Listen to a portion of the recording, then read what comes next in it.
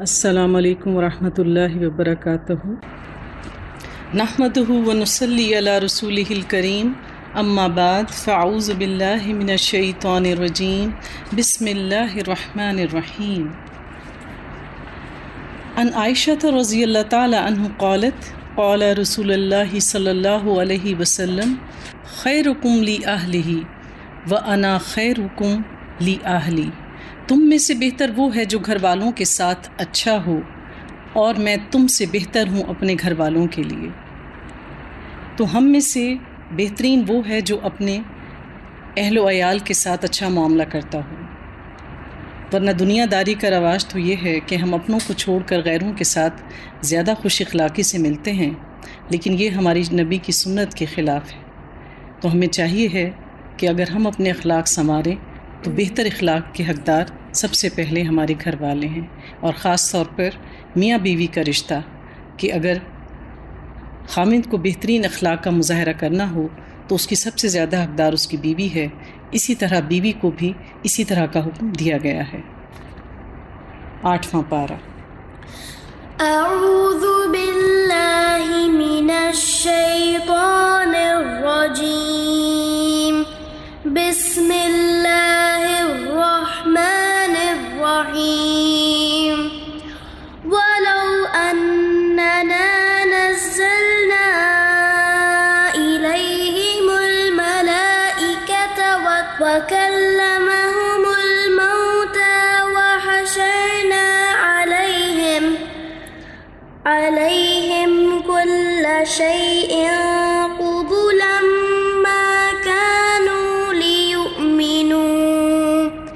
مَا كَانُوا لِيُؤْمِنُوا إِلَّا أَن يَشَاءَ اللَّهُ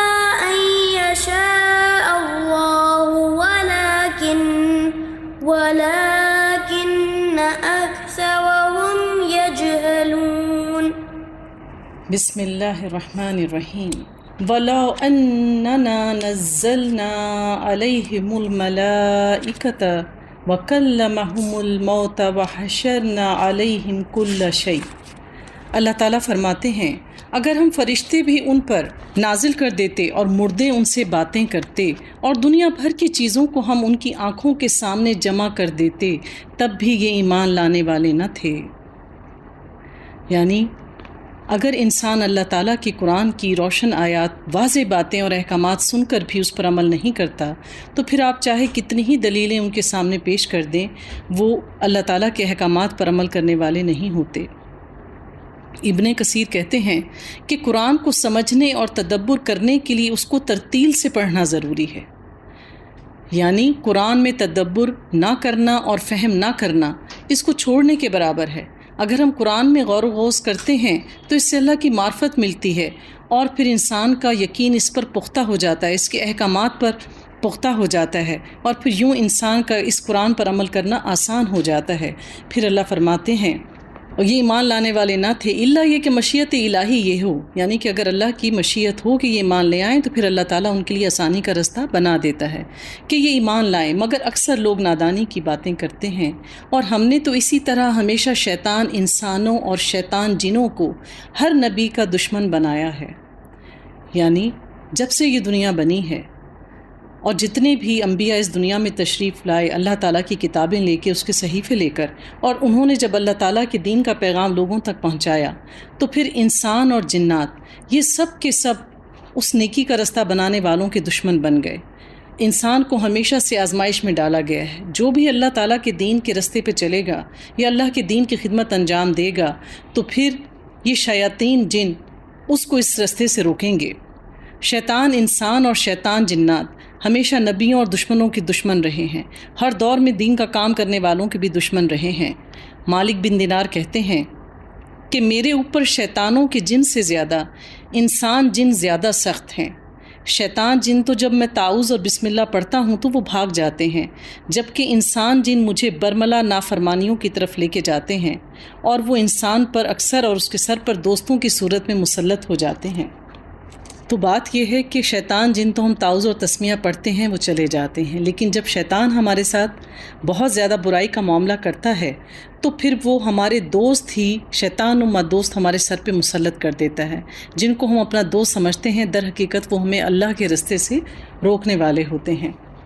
ابو ذر سے یہ حدیث روایت ہے کہ نبی پاک صلی اللہ علیہ وآلہ وسلم کے پاس ایک روز ابو ذر بیٹھے تھے کہ نبی پاک نے فرمایا کہ اے ابو ذر 2 رکعت نماز پڑھ لو۔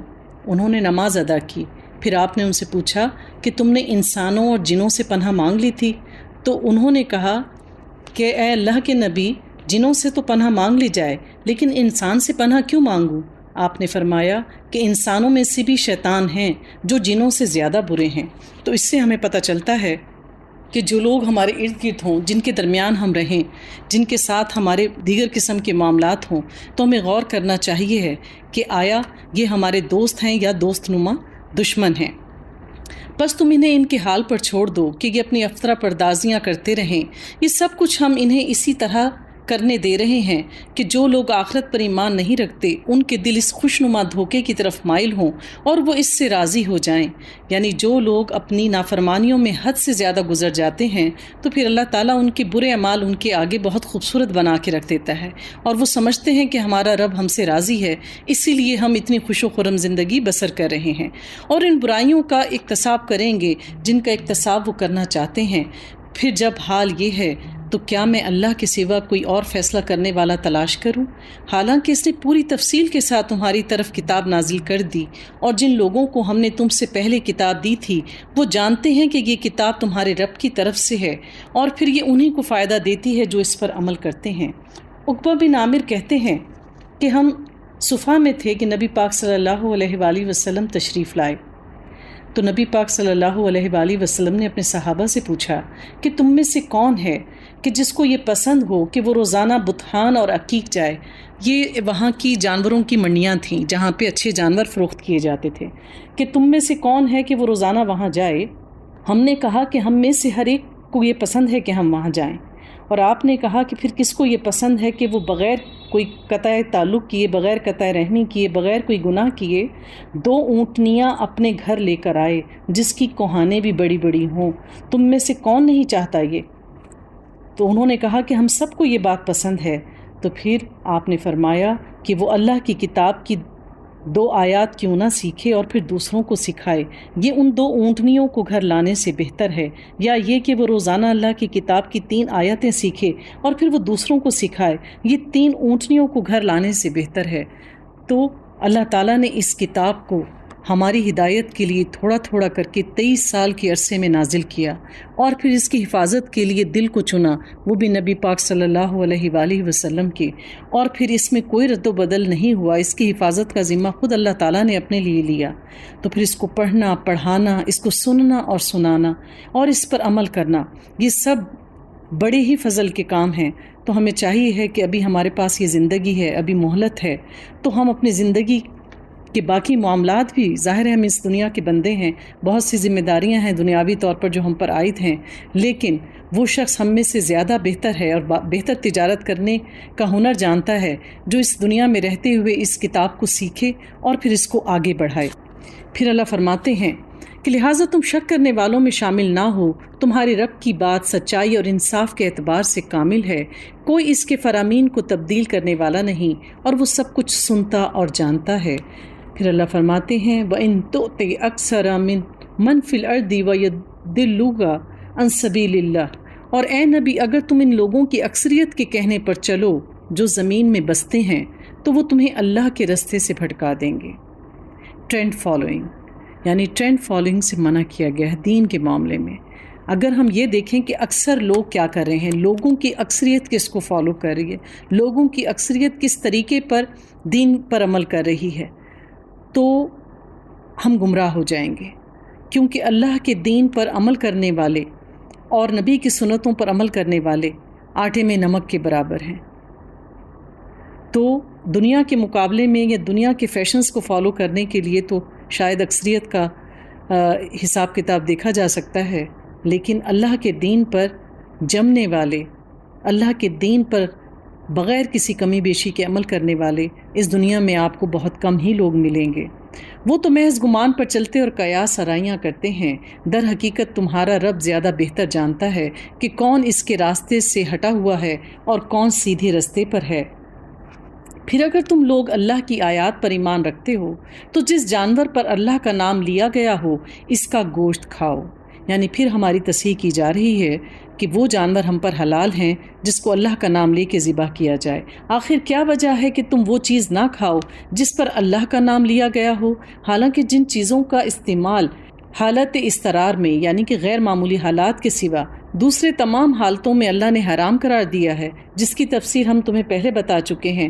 بکثرت لوگوں کا یہ حال ہے کہ علم کے بغیر محض اپنی خواہشات کی بنا پر وہ گمراہ کن باتیں کرتے ہیں، اور ان حد سے گزرنے والوں کو تمہارا رب خوب جانتا ہے۔ یعنی کہ ہم میں سے بہت سارے لوگ ایسے ہیں جنہیں دین کا صحیح علم نہیں ہوتا اور وہ محض سنی سنائی باتوں کو بغیر تصدیق کیے آگے لوگوں تک پہنچاتے رہتے ہیں۔ جیسے کہ آج کل ہم واٹس ایپ پہ اکثر یہ ٹرینڈ دیکھتے ہیں کہ ایک بات ہے وہ ایک دفعہ پھیل جاتی ہے تو پھر ہم بلا سوچے سمجھے بہت سارے لوگوں تک پہنچا دیتے ہیں، اگر وہ بات اللہ کے حکم کے خلاف ہو یا وہ بات کسی نے جھوٹی پھیلائی ہو، پھر یقین کر لیں کہ ہم سب اس گناہ میں برابر کے شریک ہو جاتے ہیں۔ تو جب اللہ تعالیٰ کے نام پر نبی پاک صلی اللہ علیہ وآلہ وسلم نے صحابہ کرام کی تربیت کی کہ ہم جب ذبح کریں تو اپنے ذبیحہ کو اللہ کا نام لے کے ذبح کریں، تو اس پر اہل مکہ نے باتیں بنانا شروع کر دیں کہ اچھا جو اللہ کا نام لے کے تم ذبح کرو وہ تمہارے لیے حلال ہے، اور وہ جانور جو خود مر جائے تو وہ تمہارے لیے حلال نہیں، یعنی جس کو تم خود مارو، یعنی ان کے نزدیک مارنا ایک برا عمل ہے کہ اگر مارنا برا عمل ہے اور تم خود جس کو ذبح کرو تو اس کو تو تم خوشی سے کھاتے ہو، اور اگر کوئی جانور اللہ کی طرف سے موت آئی اور مر گیا تو تم اس مرے ہوئے جانور کا گوشت نہیں کھاتے۔ تمہارا دین تو بڑا عجیب ہے۔ تو اللہ تعالیٰ کیا کہہ رہے ہیں کہ تم ان کی باتوں پر کان نہ دھرو، اللہ تعالیٰ ان حد سے گزرنے والوں کو خوب جانتا ہے۔ یعنی جو بھی کوئی دین پر عمل کرے گا، اللہ تعالیٰ کے احکامات پر عمل کرے گا، اور وہ پہلے کسی غلط عمل پر تھا یا کسی غلط طریقے پہ تھا، تو جو لوگ خود اللہ کے دین پر نہیں آتے، یعنی وہ صحیح باتیں اپنانے میں اللہ کی طرف نہیں بڑھتے، تو جو لوگ اللہ کے دین کی طرف قدم بڑھاتے ہیں پھر وہ ان کی عیب جوئیاں کرنا شروع کر دیتے ہیں کہ تم تو پہلے بھی یہ کرتے تھے، تو کیا تم پہلے غلط تھے؟ ساری عمر گزار کے اب تم اس طرح کا رویہ اختیار کر رہے ہو۔ تو اللہ تعالیٰ ان حد سے گزرنے والوں کے بارے میں خوب جانتا ہے، کیونکہ وہ چاہتے ہیں کہ یہ ہم جیسے ہی رہیں، یہ ہم سے نیکی میں آگے کیوں سبقت لے کے جائیں۔ تم کھلے گناہوں سے بھی بچو اور چھپے گناہوں سے بھی۔ جو لوگ گناہ کا احتساب کرتے ہیں وہ اپنی اس کمائی کا بدلہ پا کر رہیں گے، یعنی جو لوگ گناہ کا کام کرتے ہیں وہ اس کا بدلہ ضرور پائیں گے، لیکن انسان کے ایمان کا تقاضا ہے کہ وہ کھلے اور چھپے ہر قسم کے گناہوں سے بچنے کی کوشش کرے، کیونکہ ہمیں لگتا ہے کہ جو لوگ جھوٹ بولتے ہیں وہ گناہ گار ہیں، جو کسی یتیم کا مال کھاتے ہیں وہ گناہ گار ہیں، جو شراب پیتے ہیں وہ گناہ گار ہیں، جس نے قتل کیا وہ گناہ گار ہے۔ آپ نے کسی کے متعلق کوئی ایسی بات کہی جو اس میں نہیں تھی، کسی کی برائی کو بڑھا چڑھا کر بیان کیا، یہ بھی برائی ہے۔ اسی طریقے سے اگر کسی نے کچھ برا دیکھا، خواہ وہ ویڈیوز ہیں، خواہ وہ فحش گوئی ہے، خواہ وہ کسی کی طعنہ زنی ہے، یا آپ نے کسی کی گواہی کو چھپایا، تو یہ سب کھلے اور چھپے ہر قسم کے گناہ ہیں۔ بہرحال اللہ ہر چیز کو دیکھ رہا ہے، اور جس جانور کو اللہ کا نام لے کر ذبح نہ کیا گیا ہو اس کا گوشت نہ کھاؤ، ایسا کرنا فسق ہے۔ شیاطین اپنے ساتھیوں کے دلوں میں شکوک اور اعتراضات القا کرتے ہیں، یعنی ڈالتے ہیں، تاکہ وہ تم سے جھگڑا کریں، لیکن اگر تم نے ان کی اطاعت قبول کر لی تو یقیناً تم مشرک ہو جاؤ گے۔ کیا وہ شخص جو پہلے مردہ تھا پھر ہم نے اسے زندگی بخشی اور اس کو وہ روشنی عطا کی جس کے اجالے میں وہ لوگوں کے درمیان زندگی طے کرتا ہے، اس شخص کی طرح ہو سکتا ہے جو تاریکیوں میں پڑا ہوا ہو اور کس طرح ان سے نہ نکلتا ہو؟ کافروں کے لیے تو اسی طرح ان کے اعمال خوشنما بنا دیے گئے ہیں۔ اللہ تعالیٰ کہہ رہے ہیں کہ دین اسلام آنے سے پہلے اکثریت اللہ کے دین سے گمراہ تھی، تو جو شخص اس دین کی روشنی آنے کے بعد اب خود کو ہدایت کے رستے پہ ڈال دے، اور ایک وہ شخص ہو جس کو بار بار جس کی اصلاح کی جا رہی ہو، جس کو ہدایت کے رستے پہ لانے کی کوشش کی جا رہی ہو، لیکن وہ ہمیشہ انکار کرے، تو اللہ کیسے ان دو لوگوں کے ساتھ یکساں معاملہ کرے گا؟ اور اسی طرح ہم نے ہر بستی میں اس کے بڑے بڑے مجرموں کو لگا دیا ہے کہ وہاں اپنے مکر و فریب کا جال پھیلائیں۔ دراصل وہ اپنے فریب کے جال میں اپنے آپ پھنستے ہیں، مگر انہیں اس کا شعور نہیں ہے۔ جب ان کے سامنے کوئی آیت آتی ہے تو وہ کہتے ہیں ہم نہیں مانیں گے جب تک کہ وہ چیز خود ہم کو نہ دی جائے جو اللہ کے رسولوں کو دی گئی ہے، یعنی معجزے مانگتے ہیں۔ اللہ زیادہ بہتر جانتا ہے کہ اپنی پیامبری کا کام کس سے لے اور کس طرح لے، یعنی اللہ تعالیٰ نے لیڈرشپ کے لیے یعنی رسولوں کے لیے کس کو چننا ہے، دین کی ہدایت کے لیے کن لوگوں کو منتخب کرنا ہے، یہ اللہ کی حکمت کے فیصلے ہیں۔ قریب ہے کہ وہ وقت جب یہ مجرم اپنی مکاریوں کی پاداش میں اللہ کے ہاں ذلت اور سخت عذاب سے دوچار ہوں۔ پھر اللہ فرماتے ہیں فَمَن يُرِدِ اللَّهُ أَن يَهْدِيَهُ يَشْرَحْ صَدْرَهُ لِلْإِسْلَامِ۔ بس حقیقت یہ ہے کہ جسے اللہ ہدایت بخشنے کا ارادہ کرتا ہے اس کا سینہ اسلام کے لیے کھول دیتا ہے۔ یعنی اللہ تعالیٰ جب کسی بھی شخص کے لیے خیر کثیر کا ارادہ کرتا ہے تو اس کو دین کی سمجھ عطا کر دیتا ہے۔ یعنی اللہ تعالیٰ نے اس دنیا میں بے شمار نعمتیں انسان کو عطا کی ہیں، مال، دولت، عزت، شہرت، صحت، مرتبے، روپیہ، پیسہ، جاہ و حشم، ہر چیز اللہ تعالیٰ کی دین ہے۔ لیکن جو اللہ تعالیٰ خیر کثیر کسی کو دیتا ہے تو وہ صرف ہدایت ہے۔ یعنی اللہ تعالیٰ جس کو ہدایت دے دیں تو اس کو سمجھ لیں کہ اس کو دو جہاں کی نعمتیں مل گئیں۔ یعنی کسی شخص کو اللہ تعالیٰ مال دے، دولت دے، شہرت دے، صحت دے، اختیار دے، لیکن اس کو ہدایت کے راستے پہ نہ رکھے تو پھر اس سے بڑھ کر نامراد کوئی شخص نہیں۔ تو ہدایت دو طرح کی ہوتی ہے کہ ہدایت ایک ارشاد ہوتی ہے رشد کی، یعنی یہ رشد کی ہدایت وہ ہوتی ہے کہ جب انسان اللہ تعالیٰ کی پھیلی ہوئی قدرت کی نشانیوں کو دیکھتا ہے، اللہ تعالیٰ کی نعمتوں کو دیکھتا ہے، اپنی ذات میں غور کرتا ہے، اللہ تعالیٰ کی کتاب کی آیات پر غور کرتا ہے اور وہ نعمتیں جو اللہ تعالیٰ نے اس کو عطا کی ہیں ان پہ غور کرتا ہے، تو پھر وہ اپنے رب کو پہچانتا ہے اور پھر اس کو وہ توفیق مل جاتی ہے کہ وہ اپنے رب کا بہترین شکر ادا کرے۔ دراصل یہی ہدایت ارشاد ہے، یعنی رشد مل جانا، یعنی صحیح اور بدی میں فرق پتہ چل جانا، حق اور باطل کا فرق پتہ چل جانا۔ یہ سب اللہ تعالیٰ کی حکمت کے فیصلے ہیں۔ تو ہمیں اپنے اللہ تعالیٰ سے جہاں باقی نعمتیں مانگنی چاہیے، اپنے رب سے یہ بھی دعا کرنی چاہیے کہ اے اللہ تعالیٰ تو ہمیں رشد دے، بصیرت دے، ہدایت دے۔ دراصل یہ نعمتیں جو ہمیں مال دولت کی صورت میں ملتی ہیں یہ اللہ تعالیٰ نے ہمارے نصیب میں لکھتی ہیں۔ جو چیز ہمیں اللہ تعالیٰ سے اپنے سجدوں میں مانگنی چاہیے ہے وہ ہدایت کا رستہ ہے۔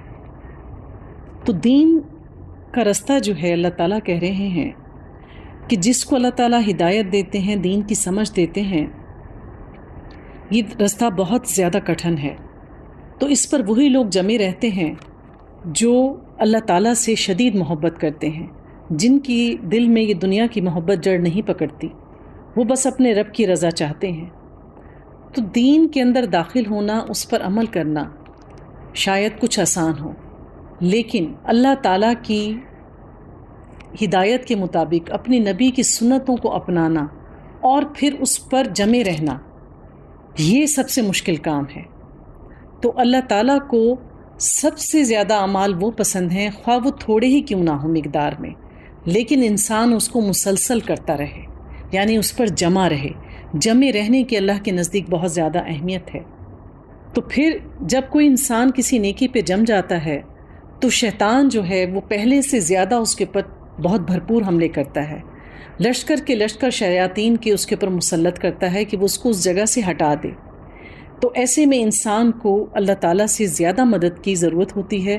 تو پھر انسان کو چاہیے ہے، اس کے پاس ایک ہی ہتھیار ہے کہ وہ ہر مشکل پہ صبر کرے اور نماز کے ذریعے اپنے رب سے مدد مانگے۔ تو پھر یہ ہو نہیں سکتا کہ اللہ کی مدد نہ آئے۔ پھر اللہ تعالیٰ فرماتے ہیں کہ حالانکہ یہ راستہ تمہارے رب کا سیدھا راستہ ہے اور اس کے نشانات ان لوگوں کے لیے واضح کر دیے گئے ہیں جو نصیحت قبول کرتے ہیں، ان کے رب کے پاس ان کے لیے سلامتی کا گھر ہے اور وہ ان کا سرپرست ہے۔ سلامتی کا گھر کیا ہے؟ یہ جنت ہے۔ کیوں سلامتی کا گھر ہے؟ کیونکہ انسان وہاں سلامت رہے گا، جو نعمتیں اس کو وہاں میں نصیب ہوں گی وہ سلامت رہیں گی، کبھی خراب نہیں ہوں گی، کبھی چھنیں گی نہیں، وہاں کا موسم یکساں رہے گا، اور ان سب سے بڑھ کر انسان کو کبھی وہاں موت نہیں آئے گی۔ ہمیشگی کی زندگی ملے گی، پھر وہاں پہ اس کو وہ سکون نصیب ہوگا جو کہیں اس کو نصیب نہیں ہوا تھا، اسے کبھی سستی اور کاہلی کا سامنا نہیں کرنا پڑے گا، وہ بیمار نہیں ہوگا، وہاں کسی بھی چیز میں کوئی گندگی اور غلاظت نہیں ہوگی، پھر اس کو سب سے بڑھ کر اللہ کا دیدار نصیب ہوگا، اور وہاں کے لوگوں کی گفتگو سلامتی ہوگی، جس طرف سے بھی غلیمان جنت داخل ہوں گے ہر دروازے سے ان پر تحیت السلام بھیجا جائے گا، یعنی سلامتی ہی سلامتی ہوگی، اور جہاں پر سلامتی ہو، ہر طرف سے سلام کیا جائے، وہی گھر سلامتی کا گھر ہے۔ تو پھر اللہ تعالیٰ کیا کہتے ہیں، اس صحیح طرز عمل کی وجہ سے یہ سلامتی کا گھر ان کو ملا جو انہوں نے دنیا میں اختیار کیا، اور جس روز اللہ ان سب لوگوں کو گھیر کر جمع کرے گا، اس روز وہ جنوں یعنی شیاطینوں سے خطاب کر کے فرمائے گا کہ اے گروہ جن، تم نے تو نوع انسانی پر خوب ہاتھ صاف کیا، یعنی کہ تو نے جو اللہ سے کہا تھا کہ انسانوں کی اکثریت کو تو گمراہ کرے گا، تو نے خوب میرے بندوں کو راہ راست سے بھٹکایا۔ انسانوں میں سے جو ان کی رفیق تھے وہ عرض کریں گے پروردگار، ہم میں سے ہر ایک نے دوسرے کو خوب استعمال کیا، اور اب ہم اس وقت پر آ پہنچے ہیں جو تو نے ہمارے لیے مقرر کر دیا۔ یعنی اس دنیا میں کچھ لوگ جنات کی مدد سے اپنے مقاصد حاصل کرتے ہیں، اور کچھ لوگوں کو استعمال کر کے ابلیس اپنے مقاصد حاصل کرتا ہے، تو پھر وہ اس دن کہیں گے کہ آخر کار یہ قیامت واقع ہو گئی اور تیری ملاقات کا وقت ہمارے پاس آ پہنچا۔ اللہ فرمائے گا اچھا اب آگ تمہارا ٹھکانہ ہے، اس میں تم ہمیشہ رہو گے، اس سے بچیں گے صرف وہی جنہیں اللہ بچانا چاہے گا، بے شک تمہارا رب دانا اور علیم ہے۔ تو دراصل برے اعمال جو ہیں وہ عذاب کی ایک شکل ہوتے ہیں۔ As you sow so shall you reap. اس دنیا میں انسان جیسا عمل کرے گا، آخرت میں اس کو ویسا ہی ٹھکانہ ملے گا۔ اسی طرح سے جن لوگوں کا ساتھ اس دنیا میں انسان اپنے ساتھ رکھے گا، ویسے ہی لوگ اس کو آخرت میں بھی نصیب ہوں گے۔ وَكَذَلِكَ نُوَلِّ بَعْضَ الظَّالِمِينَ بَعْضًا بِمَا كَانُوا يَكْسِبُونَ۔ اور اسی طرح ہم آخرت میں ظالموں کو ایک دوسرے کا ساتھی بنائیں گے اس کمائی کی وجہ سے جو وہ دنیا میں ایک دوسرے کے ساتھ مل کر کیا کرتے تھے۔ اس موقع پر اللہ ان سے یہ بھی پوچھے گا کہ اے گروہ جن و انس، کیا تمہارے پاس خود تم میں سے ایسے رسول نہیں آئے تھے جو تم کو میری آیات سناتے اور اس دن کے انجام سے ڈراتے؟ وہ کہیں گے ہاں، ہم اپنے خلاف خود گواہی دیتے ہیں۔ آج دنیا کی زندگی نے ان لوگوں کو دھوکے میں ڈال رکھا ہے، مگر اس وقت وہ خود اپنے خلاف گواہی دیں گے کہ وہ کافر تھے۔ یہ شہادت ان سے اس لیے لی جائے گی کہ یہ ثابت ہو جائے گا کہ تمہارا رب بستیوں کو ظلم کے ساتھ تباہ کرنے والا نہ تھا، جبکہ اس کے باشندے حقیقت میں ناواقف تھے۔ تو بات دراصل یہ ہے کہ انسان جب دیکھے گا کہ اس کا نامہ اعمال سامنے کھلا ہوا ہے، اور پھر سب کی زبانیں بند ہو جائیں گی، منہ سیل کر دیے جائیں گے، انسان کا ہر عضو خود بولے گا کہ انسان نے اس سے کیا کام لیا تھا، کسی اور کی گواہی کی تو ضرورت ہی نہیں پیش آئے گی۔ اور جب وہ یہ دیکھیں گے کہ ہمارے اعضاء خود ہمارے خلاف گواہی دے رہے ہیں، تو وہ خود کہیں گے کہ ہاں ہمارے رب، یہ سب کچھ ہم نے خود کیا۔ پھر اللہ فرماتے ہیں وَلِكُلِّ دَرَجَاتٌ مِّمَّا عَمِلُوا وَمَا رَبُّكَ بِغَافِلٍ عَمَّا يَعْمَلُونَ۔ ہر شخص کا درجہ اس کے عمل کے لحاظ سے ہے، اور تمہارا رب لوگوں کے اعمال سے بے خبر نہیں ہے۔ حدیث میں ہے کہ جنت کے 100 درجے ہیں، ایک درجے کا دوسرے درجے تک کا فاصلہ زمین سے آسمان تک کے فاصلے کے برابر ہے۔ یعنی اللہ تعالیٰ نے ہر چیز کو حکمت کے ساتھ پیدا کیا ہے۔ جنت کے 100 درجوں کا رکھنا، اس میں اللہ کی حکمت تھی، کیونکہ اگر ہم میں سے کوئی اللہ کی کتاب پر عمل کرتا ہے، یا نبی کی سنت پر عمل کرتا ہے، یا نماز، روزہ، حج، زکوٰۃ، بنیادی جو فرائض ہیں ہمارے، ان کو ادا کرتا ہے، لیکن ان سب کا معیار ایک جیسا نہیں ہوتا، یا اگر ہم میں سے کوئی نمازی ہے تو وہ دن کی 5 نمازیں اتنے ہی خشوع و خضوع سے ادا نہیں کرتا۔ اسی طرح سے جو ہم صدقات خیرات نکالتے ہیں، کیا ہماری نیتیں ہر وقت اتنی ہی خالص ہوتی ہیں، یا ہم میں سے ہر شخص عمل کے اعتبار سے ایک جیسا ہے؟ تو پھر جب ہم میں سے ہر ایک کا عمل ایک جیسا نہیں ہے، تو پھر اللہ کیوں کر آخرت میں ہمیں ایک جگہ رکھے گا؟ تو اس لیے اللہ تعالیٰ نے جنت کے 100 درجات رکھے کہ اخلاص کا پلڑا جتنا زیادہ بھاری ہوگا، وہ جنت کا اتنا ہی بہترین درجہ پائے گا۔ پھر اللہ فرماتے ہیں تمہارا رب بے نیاز ہے، مہربان ہے، مہربانی اس کا شیوا ہے، اس کا شعار ہے، وہ ہر حال میں اپنے بندوں پر رحم کرنے والا ہے۔ اگر وہ چاہے تو تم لوگوں کو لے جائے اور تمہاری جگہ دوسرے جن لوگوں کو لے کر آنا چاہے لے آئے، جس طرح اس نے تمہیں کچھ اور لوگوں کی نسل سے اٹھایا، یعنی جس طرح تم سے پہلے کچھ نسلیں تھیں، اب ان کا کوئی نام لیوا نہیں، کوئی ان کے بارے میں نہیں جانتا، ان کی جگہ تم نے ان کے گھروں کو آباد کیا ہے۔ اسی طرح اللہ چاہے تو تمہیں ختم کر کے اور لوگوں کو لے آئے۔ تم سے جس چیز کا وعدہ کیا جا رہا ہے وہ یقیناً آنے والی ہے، یعنی قیامت برحق ہے، اور تم خدا کو عاجز کر دینے کی طاقت نہیں رکھتے۔ قُلْ يَا قَوْمِ اعْمَلُوا عَلَىٰ مَكَانَاتِكُمْ إِنِّي عَامِلٌ فَسَوْفَ تَعْلَمُونَ۔ اے نبی کہہ دو کہ لوگو تم اپنی جگہ پر عمل کرتے رہو اور میں بھی اپنی جگہ عمل کر رہا ہوں، ان قریب تمہیں معلوم ہو جائے گا کہ آخر کار انجام یعنی آخرت کا انجام کس کے حق میں بہتر ہے۔ بہرحال یہ حقیقت ہے کہ ظالم کبھی فلاح نہیں پاتے۔ تو بات دراصل یہ ہے کہ جو لوگ شرک کرتے ہیں، اللہ تعالیٰ ان کے بار بار انکار کی وجہ سے ان کی عقل پہ پردہ ڈال دیتا ہے، پھر ایسے لوگ جہالت کی گمراہیوں میں چلے جاتے ہیں، بات بے بات بحث کرتے ہیں اور انسان کو سختی میں ڈال دیتے ہیں۔ تو پھر ایسی صورت میں اللہ تعالیٰ اپنے نبی کو ہدایت کر رہے ہیں کہ ان سے بحث میں نہ پڑو، آپ اپنا عمل صحیح رکھو۔ یعنی بعض اوقات اگر ہم لوگوں سے غیر ضروری بحث میں الجھ جاتے ہیں تو پھر ہمارے بھی وقت کا ضیاع ہو جاتا ہے، وہ وقت اور وہ قوت جو ہم اچھے کاموں میں لگا سکتے ہیں بیکار کی بحثوں میں الجھ کے ہم ضائع کر دیتے ہیں۔ تو اللہ تعالیٰ نے ایسے جاہلوں سے الجھنے سے منع کیا ہے کہ آخرت میں جا کے اللہ کے حضور پیش ہو کے یہ جان لیں گے کہ اس وقت صحیح کون تھا۔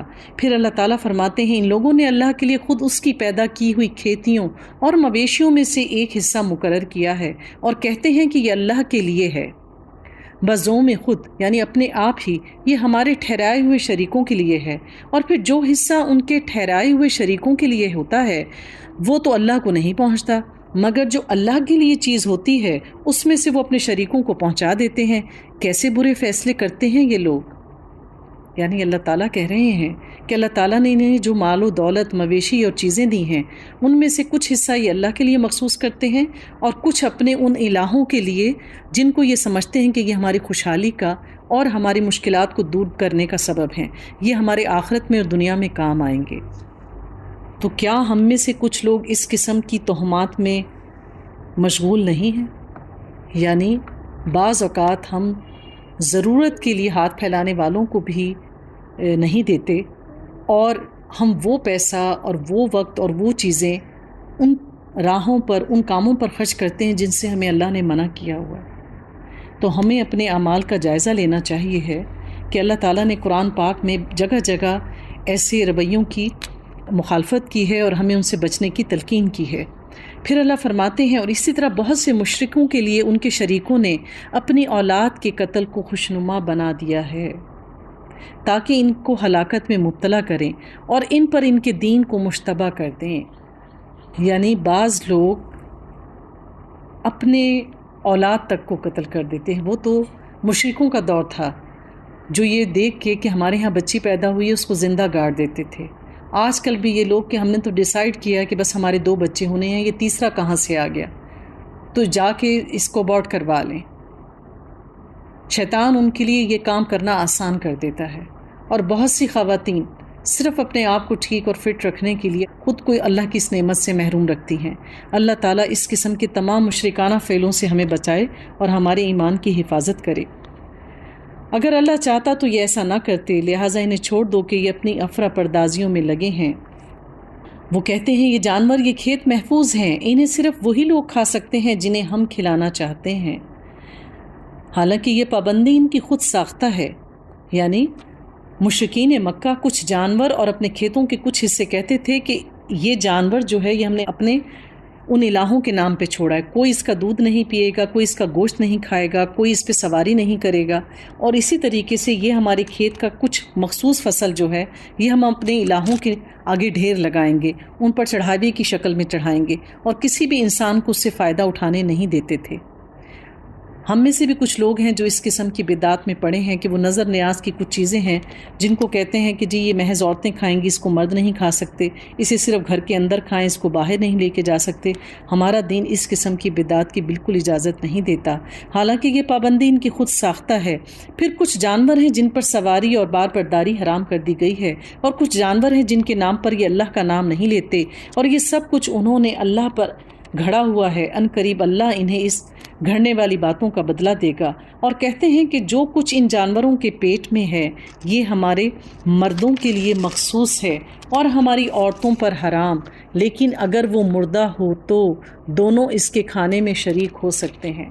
نعوذ باللہ، یعنی ابھی اگر جانور کسی کے ہاں بچے کی پیدائش ہونی ہوتی تو کہتے کہ اگر یہ جانور زندہ ہوا تو اس میں سے عورتیں نہیں کھا سکتی، ہاں اگر کوئی مردہ بچہ پیدا ہوا جانور کا تو اس کا گوشت عورتیں کھا سکتی ہیں۔ یہ باتیں جو انہوں نے گھڑ لی ہیں ان کا بدلہ اللہ انہیں دے کر رہے گا، یقیناً وہ حکیم ہے اور سب باتوں کی اسے خبر ہے۔ قد خسر الذین قتلوا اولادہم سفہا بغیر علم وحرموا ما رزقکم اللہ، یقیناً خسارے میں پڑ گئے وہ لوگ جنہوں نے اپنی اولاد کو جہالت و نادانی کی بنا پر قتل کیا اور اللہ کے دیے ہوئے رزق کو اللہ پر افرا پردازی کر کے حرام ٹھہرا لیا، یقیناً وہ بھٹک گئے اور ہرگز وہ راہ راست پانے والوں میں سے نہیں ہیں۔ تو للہ ہم میں بھی ہر وقت اللہ تعالیٰ کی دی ہوئی نعمتوں کو تولنا نہیں چاہیے۔ ہمیں اگر اللہ کھلا رہا ہے تو جو اولاد ہم کو دیتا ہے اسے بھی اللہ ہی کھلاتا ہے۔ یہ سوچ کر کہ ہم اتنے بچوں کی فیسیں کہاں سے دیں گے، ان کے پیمپرز کے اور کھانے کے خرچے کہاں سے پورے ہوں گے، ان کی اتنی ذمہ داریاں ہم کہاں سے پوری کریں گے، تو لہٰذا ہمیں اس قسم کے رویوں کی حوصلہ شکنی کرنی چاہیے۔ وہ اللہ ہی ہے جس نے طرح طرح کے باغ اور تاکستان اور نخلستان پیدا کیے، کھیتیاں اگائیں جن سے قسم قسم کے معلوقات حاصل ہوتے ہیں، زیتون اور انار کے درخت پیدا کیے جن کے پھل کی صورت مشابہ اور مزے میں وہ مختلف ہیں، کھاؤ ان کی پیداوار جب کہ یہ پھلیں، اور اللہ کا حق ادا کرو جب ان کی فصل کو کاٹو۔ یعنی اللہ تعالیٰ اس میں عشر ادا کرنے کا حکم دے رہے ہیں، یعنی جو ہمارے پاس زیور اور مال اور جائیداد کی شکل میں اللہ تعالیٰ نے ہمیں نعمتیں دی ہیں اس پر ہم زکوٰۃ نکالتے ہیں، اور جن لوگوں کی زرعی فصلیں ہیں ان کے لیے عشر نکالنے کا حکم دیا گیا ہے۔ اور حد سے نہ گزرو کہ اللہ حد سے گزرنے والوں کو پسند نہیں کرتا۔ اللہ تعالیٰ کو کسی بھی شکل میں اسراف پسند نہیں ہے، یعنی کھانے پینے پہننے اوڑھنے ہر چیز میں اللہ تعالیٰ ہمیں اعتدال سے چلنے کا حکم دیتا ہے۔ اور ہم اپنے ارد گرد بہت ساری ایسی مثالیں دیتے ہیں کہ لوگ ذرا ذرا سی دعوتوں پر لاکھوں روپے خرچ کر دیتے ہیں، ایک دن کا لباس پہننے کے لیے لاکھوں روپیہ خرچ کر دیتے ہیں۔ ہمیں اس قسم کے اسراف کرنے سے گریز کرنا چاہیے کہ یہ ہمارے نبی کی سنت کے خلاف ہے۔ اللہ کی راہ میں بھی ہمیں یعنی نہ صرف اپنی ذاتی زندگی میں بلکہ اللہ تعالیٰ اپنی راہ میں بھی خرچ کرنے کے لیے اسراف سے بچنے کا حکم دے رہا ہے، یعنی کہ اللہ کی راہ میں بھی خرچ کرو تو اعتدال سے کرو، اتنا نہ خرچ کر دو کہ بعد میں تم خود محتاج ہو کے رہ جاؤ، کیونکہ شیطان جو ہے وہ انسان کے نفس کو سونگھتا ہے اور پھر اس کے نفس کی کمزوری کو دیکھتا ہے کہ اس کا دل کس طرف مائل ہے۔ یعنی اگر کسی شخص کو نیکی کرنے کی طرف رجحان زیادہ ہے تو وہ اس کو ہر دوسرے قدم پر کوئی نیکی کا عمل اس کے سامنے لا کر رکھ دیتا ہے کہ یہ بھی نیکی کا کام ہے، یہ بھی کر لو، یہ بھی نیکی کا کام ہے، یہ بھی کر لو، اور پھر وہ نیکیوں کو کرنے میں اس قدر مشغول کر دیتا ہے کہ وہ شخص بیمار پڑ جاتا ہے، اور پھر وہ اس قدر بیمار پڑ جاتا ہے کہ وہ اپنے فرائض بھی ادا کرنے کے قابل نہیں رہتا۔ اسی طریقے سے کوئی شخص اگر اس کو اپنے آپ کے نفس کا شو ہے، یعنی کہ وہ دنیا میں شو بازی میں اور ریاکاری میں مبتلا ہے، تو وہ پھر اس کو برائی میں لے جانے کے لیے ایسے ایسے کام کرواتا ہے کہ وہ کر تو نیکی کی نیت سے رہا ہوتا ہے، لیکن ہر کام کو کرنے سے پہلے وہ اس کو واہ واہ کا دل میں اس کی خواہش ڈال دیتا ہے کہ نہیں ایسا کام کروں کہ جس پہ لوگ واہ واہ کریں، اور یوں وہ اس کے نیک عمل کو ضائع کر دیتا ہے۔ پھر اللہ فرماتے ہیں کہ پھر وہی ہے جس نے مویشیوں میں سے وہ جانور بھی پیدا کیے جس سے سواری اور بار برداری کا کام لیا جائے، اور وہ بھی جو کھانے اور بچھانے کے کام آتے ہیں، یعنی کہ کچھ جانوروں کا ہم گوشت کھاتے ہیں اور کچھ کی کھالیں جو ہیں اس سے ہم مختلف قسم کی مصنوعات تیار کرتے ہیں جو ہمارے اوڑھنے اور بچھانے کے کام آتی ہیں۔ کھاؤ ان چیزوں میں سے جو اللہ نے تمہیں بخشی ہیں، اور شیطان کی پیروی نہ کرو کہ وہ تمہارا کھلا دشمن ہے، یعنی کہ شیطان کی باتوں میں آ کر حلال چیزوں کو خود پر حرام نہ کرو۔ یہ 8 نر اور مادہ ہیں 2 بھیڑ کی قسم سے اور 2 بکری کی قسم سے۔ اے نبی ان سے پوچھو کہ اللہ نے ان کے نر حرام کیے ہیں یا مادہ، یا وہ بچے جو بھیڑوں اور بکریوں کے پیٹ میں ہوں؟ ٹھیک ٹھیک علم کے ساتھ مجھے بتاؤ اگر تم سچے ہو۔ اور اسی طرح 2 اونٹ کی قسم کے ہیں اور 2 گائے کی قسم کے، پوچھو ان سے کہ ان کے نر اللہ نے حرام کیے ہیں یا مادہ، یا وہ بچے جو اونٹنی یا گائے کے پیٹ میں ہوں۔ ام کنتم شہداء اذ وصاکم اللہ بہذا، کیا تم اس وقت حاضر تھے جب اللہ نے ان کے حرام ہونے کی تمہیں حکم دیا تھا؟ یعنی جو بات اللہ تعالیٰ نے قرآن میں نہیں کہی ہو، وہ اللہ کا نام لے کر منسوب کرنا اللہ کے ساتھ، وہ اللہ پہ بہتان گھڑنے کے برابر ہے۔ کتنا برا ہے وہ شخص جو اللہ پر جھوٹ باندھ دے۔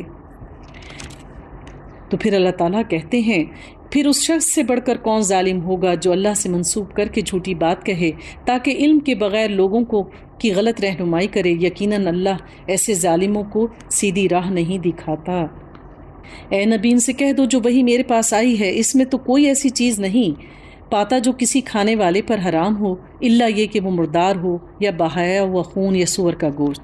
یعنی اللہ تعالیٰ کہتے ہیں کہ یہ کچھ جانوروں کو اپنے الہوں کے نام پہ، اپنے بتوں کے نام پر چھوڑ کر کہتے ہیں کہ یہ تم پر حرام ہے، تو اللہ کی کتاب ان کو کھول کر بیان کر دو اور کہہ دو کہ اللہ نے صرف مردار کا گوشت اور سور کا گوشت تم پر حرام کیا ہے، یا ایسا جانور جس پر اللہ کا نام نہ لیا گیا ہو۔ اس کے علاوہ اللہ تعالیٰ نے کوئی چیز تم پر حرام نہیں کی۔ اس کے علاوہ کچھ چیزیں ایسی ہیں جس کا ذکر اللہ تعالیٰ نے قرآن میں نہیں کیا لیکن وہ ہم پر کھانا حرام ہے۔ یہ باتیں ہمیں نبی پاک صلی اللہ علیہ وسلم کی حدیث سے پتہ چلتی ہیں، جیسے ہم کتے اور بلی کا گوشت نہیں کھاتے، ان کا ذکر قرآن میں نہیں کیا گیا لیکن یہ باتیں ہمیں سنت سے اور حدیث سے پتہ چلتی ہیں۔ تو لہٰذا اپنے دین پر صحیح عمل کرنے اور دین کا صحیح علم حاصل کرنے کے لیے اللہ تعالیٰ کے نبی کی سنت پر عمل کرنا اور احادیث کا بغور مطالعہ کرنا دین کا پوری رہنمائی حاصل کرنے کے لیے ازحد ضروری ہے۔ پھر جو شخص مجبوری کی حالت میں کوئی چیز ان میں سے کھا لے بغیر اس کے کہ وہ نافرمانی کا ارادہ نہیں رکھتا تھا اور بغیر اس کے کہ وہ حد سے گزرنا نہیں چاہتا تھا، تو یقیناً تمہارا رب درگزر سے کام لینے والا اور رحم فرمانے والا ہے۔ ایک ہے برا عمل خود کرنا، دوسری اس کی صورت ہے کہ دوسروں کو نیکی سے روکنا، اور تیسرا یہ ہے کہ دوسروں کے لیے ایک بری مثال چھوڑنا۔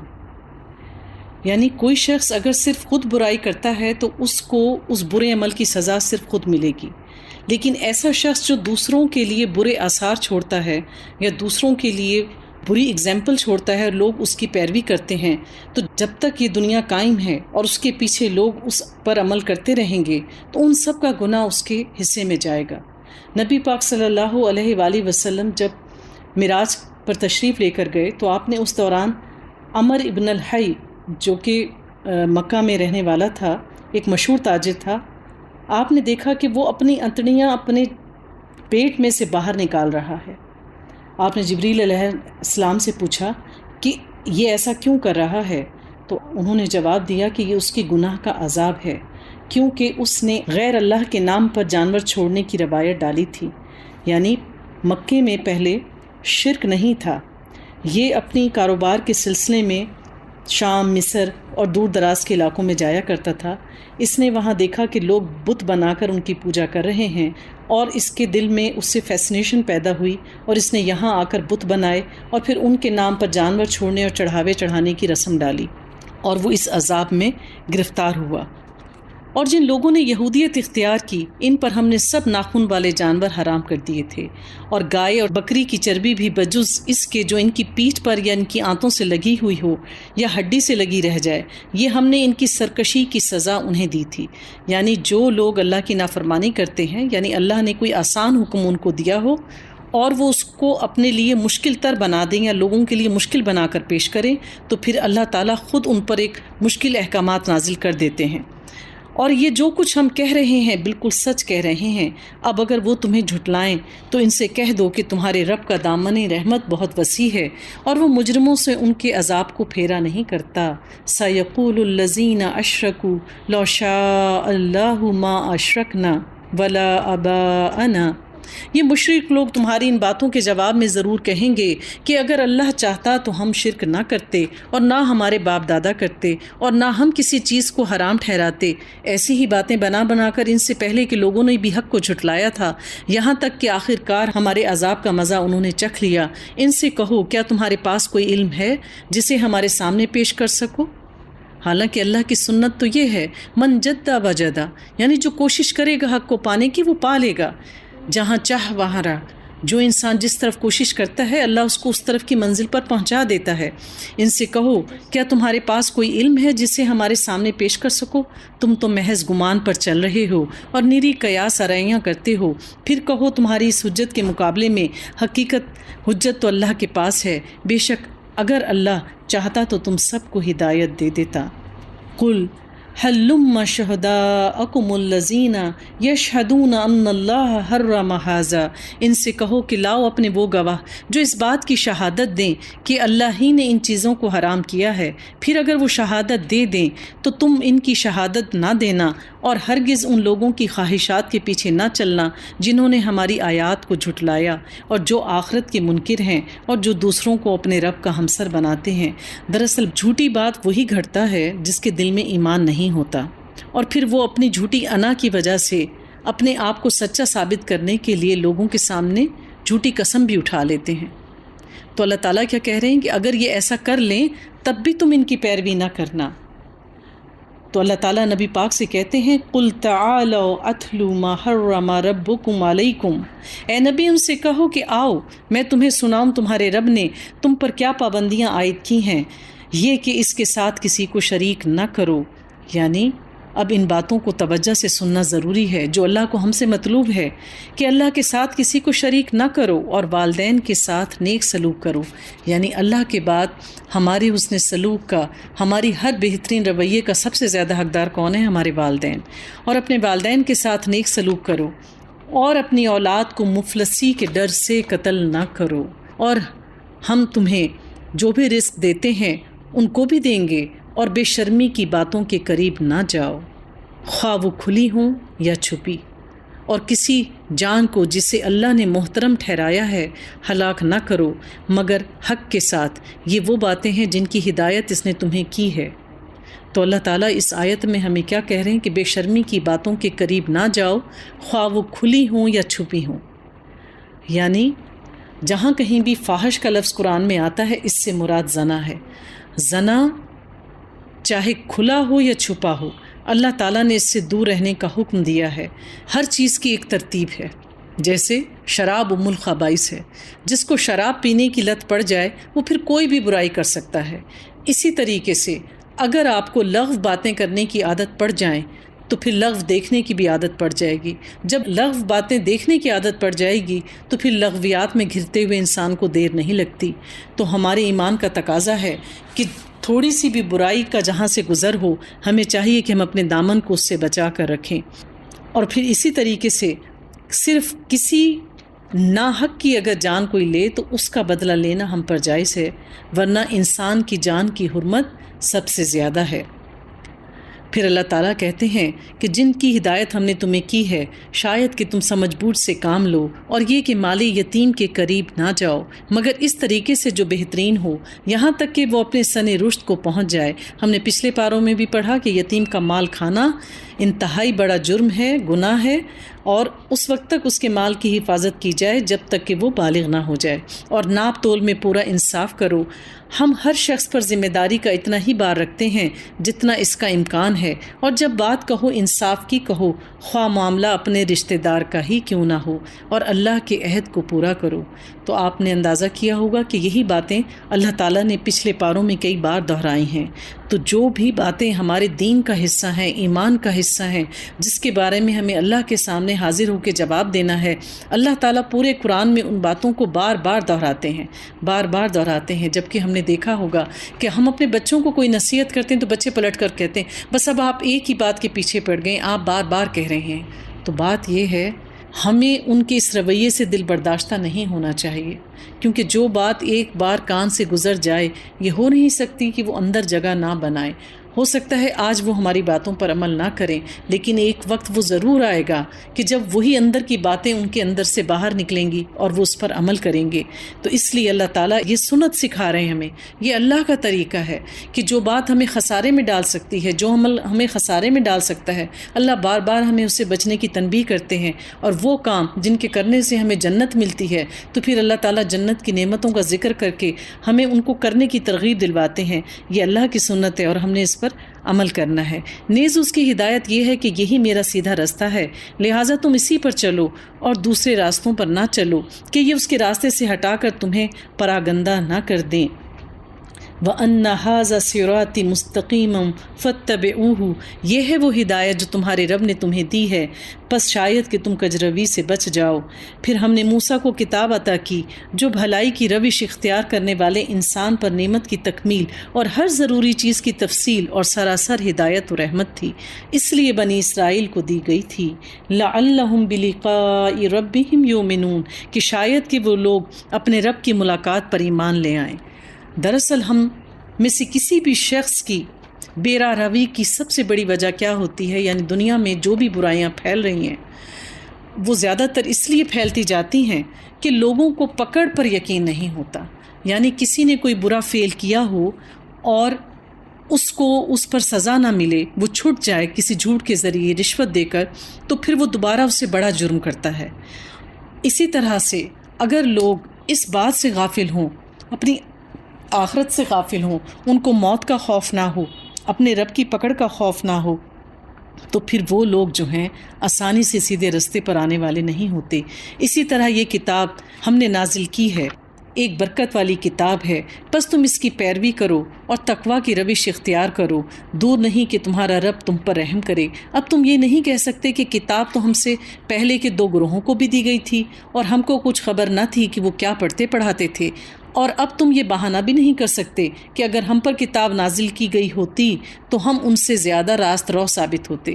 جیسا کہ ہم نے پہلے پڑھا کہ اہل عرب یہ کہا کرتے تھے کہ اللہ تعالیٰ نے یہود و نصارہ کو ہدایت دینی تھی تو ان کے لیے نبی بھی بھیجا اور کتاب بھی۔ اگر اللہ چاہے گا ہمیں ہدایت دینا تو ہماری کتاب بھی آئے گی اور ہمارا نبی بھی۔ تو اللہ تعالیٰ کہہ رہے ہیں کہ لو اب تمہاری کتاب آ گئی، اب تم ہدایت کے رستے پر آ جاؤ، تمہارے پاس تمہارے رب کی طرف سے ایک دلیل اور روشن اور ہدایت اور رحمت آ گئی۔ اب اس سے بڑھ کر ظالم کون ہوگا جو اللہ کی آیات کو جھٹلائے اور ان سے منہ موڑے؟ جو لوگ ہماری آیات سے منہ موڑتے ہیں انہیں اس روگردانی کی پاداش میں سزا کے طور پر ہم بدترین سزا دے کر رہیں گے۔ کیا اب لوگ اس کے منتظر ہیں کہ ان کے سامنے فرشتے آ کھڑے ہوں؟ یعنی اللہ نے اپنی کتاب، اپنے نبی، اپنے رسول، ہدایت بھیجنے والے لوگ تمہارے لیے مقرر کر دیے۔ اگر اب بھی تم ہدایت نہیں پا رہے تو تمہیں کیا قیامت کا انتظار ہے؟ کیونکہ فرشتے 2 ہی صورت میں انسان کے سامنے آ کے کھڑے ہوتے ہیں، جب اس کی موت کا وقت آیا ہو، یا فرشتوں کے پلڑے تب اتریں گے جب ہماری قیامت کا دن آ جائے گا، یا تمہارا رب خود آ جائے، یا تمہارے رب کی بات صریح نشانیاں نمودار ہو جائیں، یعنی وہ نشانیاں کھلی کھلی جو قیامت کے آنے سے پہلے کا اللہ نے وعدہ کیا ہے۔ یوم یاتی بعد آیات ربک لا ینفع نفسا ایمانہم لم تکن آمنت بقبل، جس روز تمہارے رب کی بعض مخصوص نشانیاں نمودار ہو جائیں گی، پھر کسی ایسے شخص کو اس کے ایمان کچھ فائدہ نہیں دے گا جو پہلے ایمان نہ لایا ہو یا جس نے اپنے ایمان میں کوئی بھلائی نہ کمائی ہو۔ اے نبی ان سے کہہ دو کہ اچھا تم انتظار کرو، ہم بھی انتظار کر رہے ہیں۔ بات یہ ہے کہ جب کسی انسان کی موت کے فرشتے اس کے سامنے آ جائیں گے، پھر اگر وہ ایمان لائے یا کسی برے عمل پہ توبہ کرے تو اس کی توبہ قبول نہیں کی جائے گی۔ اسی طریقے سے جب سورج مغرب سے طلوع ہوگا یا قیامت کی سری آخری نشانیاں ظاہر ہو جائیں گی، اس وقت اگر کوئی ایمان لائے گا تو اس وقت بھی اس کا ایمان قبول نہیں کیا جائے گا۔ سورہ منافقون میں ہے، اور خرچ کرو اس رزق کو جو ہم نے تم کو دیا اس سے پہلے کہ موت آ جائے، اور وہ کہے کہ اے میرے رب تو نے مجھے اور مہلت کیوں نہیں دی تھی۔ تو ایسا وقت آنے سے پہلے انسان کو چاہیے ہے کہ وہ صدقہ کرے اور نیک لوگوں کی صف میں شامل ہو جائے۔ تو ابو ہریرہ رضی اللہ تعالیٰ عنہ سے روایت ہے کہ ایک شخص نے نبی پاک صلی اللہ علیہ وآلہ وسلم سے پوچھا کہ سب سے اچھا صدقہ کون سا ہے؟ تو نبی پاک صلی اللہ علیہ وآلہ وسلم نے فرمایا کہ تم اس حال میں صدقہ کرو کہ تم صحت مند ہو اور اس امید میں ہو کہ تمہارے حالات بہتر ہو جائیں گے، اور تم فقر سے بھی ڈرتے ہو یعنی تنگی سے بھی ڈرتے ہو، اور اتنی دیر نہ لگاؤ اس مال کو خرچ کرنے میں کہ تمہاری جان حلق میں آ کے اٹک جائے اور تم اس وقت وصیت کرنے لگو کہ میرا مال فلاں کو دے دینا، کیونکہ اب تو موت کا وقت آ ہی گیا، مال تو اب تمہارے وارثوں کے پاس خود بخود چلا ہی جائے گا۔ تو ابو ذر فرماتے ہیں کہ صحابہ کرام نے پوچھا کہ اللہ کے رسول کون سی چیز بندے کو آگ سے نجات دلاتی ہے؟ فرمایا کہ اللہ پر ایمان لانا۔ تو انہوں نے پوچھا کہ صرف اللہ کے نبی پر ایمان لانا کافی ہے؟ آپ نے کہا کہ نہیں، وہ مال جو اللہ تعالیٰ نے اس کو دیا ہے اسے خرچ کرے۔ پھر انہوں نے پوچھا کہ اگر اللہ نے اس کو مال نہ دیا ہو تو پھر وہ کیا کرے؟ آپ نے فرمایا اگر مال نہیں دیا تو پھر اس کو چاہیے ہے کہ وہ لوگوں کو نیکی کا حکم دے اور برائی سے روکے۔ تو انہوں نے کہا کہ اگر اس کو کوئی علم ہی نہ ہو، اس کے پاس کوئی اس طرح کی حکمت ہی نہ ہو، اس میں وہ سلیقہ ہی نہ ہو کہ وہ لوگوں کو نیکی کا حکم دے، تو پھر وہ کیا کرے؟ تو پھر آپ نے فرمایا کہ پھر وہ لوگوں کو کوئی ہنر ہی سکھا دے۔ تو پھر صحابہ نے کہا کہ اگر اس کے پاس کوئی ہنر بھی نہ ہو کو کسی کو سکھا سکے، تو آپ نے فرمایا کہ پھر اس کو چاہیے ہے کہ وہ مظلوم کی مدد کرے۔ تو پھر صحابہ نے کہا کہ اگر وہ خود مظلوم ہو یعنی اس میں کسی کی مدد کرنے کی اہلیت ہی نہ ہو، تو آپ نے فرمایا کہ تم کیا اپنے بھائیوں میں کوئی خیر ہی نہیں پاتے؟ تو پھر انہوں نے کہا کہ اگر ایسا ہو تو پھر اس کو چاہیے ہے کہ کم از کم وہ اپنی ذات سے کسی کو تکلیف نہ دے، اگر اس نے ایسا کیا تو اللہ اس کو ضرور بخش دے گا۔ تو پھر اللہ تعالیٰ کہتے ہیں کہ جن لوگوں نے اپنے دین کو ٹکڑے ٹکڑے کر دیا اور وہ گروہ گروہ بن گئے، یقیناً ان سے تمہارا کوئی واسطہ نہیں، یعنی جو لوگ اپنے دین کو ٹکڑے کر دیتے ہیں، فرقوں میں بٹ جاتے ہیں، ان کا اللہ کے دین سے کوئی واسطہ نہیں، ان کا معاملہ تو اللہ کے سپرد ہے، وہی ان کو بتائے گا کہ انہوں نے اس دنیا میں رہتے ہوئے کیا کیا۔ من جاء بالحسنۃ فلہ عشر امثالها ومن جاء بالسیئات فلا یجزی الا مثلها وهم لا یظلمون، اور جو اللہ کے حضور نیکی لے کر آئے گا اس کے لیے 10 گنا اجر ہے، اور جو بدی لے کر آئے گا اس کو اتنا ہی بدلہ دیا جائے گا جتنی اس نے بدی کی، جتنا اس نے قصور کیا، اور کسی پر بھی ظلم نہیں کیا جائے گا۔ حدیث قدسی ہے کہ اگر کسی نے نیکی کی تو اللہ تعالیٰ اس نیکی کے بدلے اس کو 10 گنا اجر دے گا، اس کے بدلے 10 نیکیاں اس کے برابر لکھی جائیں گی، اور اگر کسی نے صرف نیک کام کرنے کا ارادہ کیا تو صرف ارادہ کرنے پر بھی اس کے نام میں نامہ اعمال میں ایک نیکی لکھ دی جاتی ہے۔ حدیث قدسی میں ہے کہ جو کوئی شخص میرے قریب ایک بالشت بھر آتا ہے تو میں ایک ہاتھ برابر اس کے قریب ہو جاتا ہوں، جو ایک قدم بڑھا کر میرے پاس آتا ہے تو میں 10 قدم اس کی طرف بڑھاتا ہوں، اور پھر اسی طرح سے جو شخص برائی کرتا ہے تو حدیث میں ہے کہ بھیڑوں کے ریوڑ میں 2 بھیڑیے اتنا نقصان نہیں پہنچاتے جتنا کہ انسان کو حب جہ اور حب مال اس دنیا میں اس کے ایمان کو خراب کرتی ہیں، یعنی کہ 2 بھیڑیے اگر کسی بھیڑوں کی ریوڑ میں گھس جائیں تو وہ اتنا ان کا نقصان نہیں کریں گے جتنا کہ انسان کو مال کمانے کی طلب اور دنیا میں اپنا روب ڈالنے اور لوگوں میں اپنی جاہ و حشم جو ہے اس کا روب ڈالنے کی جو چاہ ہوتی ہے وہ اس کے ایمان کی خرابی کا سبب بنتی ہے۔ تو بات یہ ہے کہ جو بھی کوئی ہم میں سے چاہتا ہے کہ وہ سیدھے رستے پہ چلے تو اسے چاہیے کہ نبی کی سنت پر عمل کرے۔ پھر اللہ تعالیٰ فرماتے ہیں اے نبی کہو میرے رب نے بالیقین مجھے سیدھا رستہ دکھایا، بالکل ٹھیک دین جس میں کوئی ٹیڑھ نہیں، ابراہیم کا طریقہ جسے یکسو ہو کر اس نے اختیار کیا تھا اور وہ میرے مشرکوں میں سے نہ تھا۔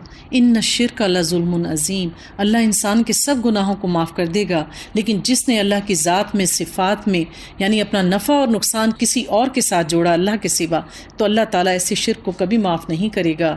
کہو میری نماز، میری تمام مراسم عبودیت، میرا جینا، میرا مرنا سب کچھ اللہ رب العالمین کے لیے ہیں، جس کا کوئی شریک نہیں، لا شریک لہو۔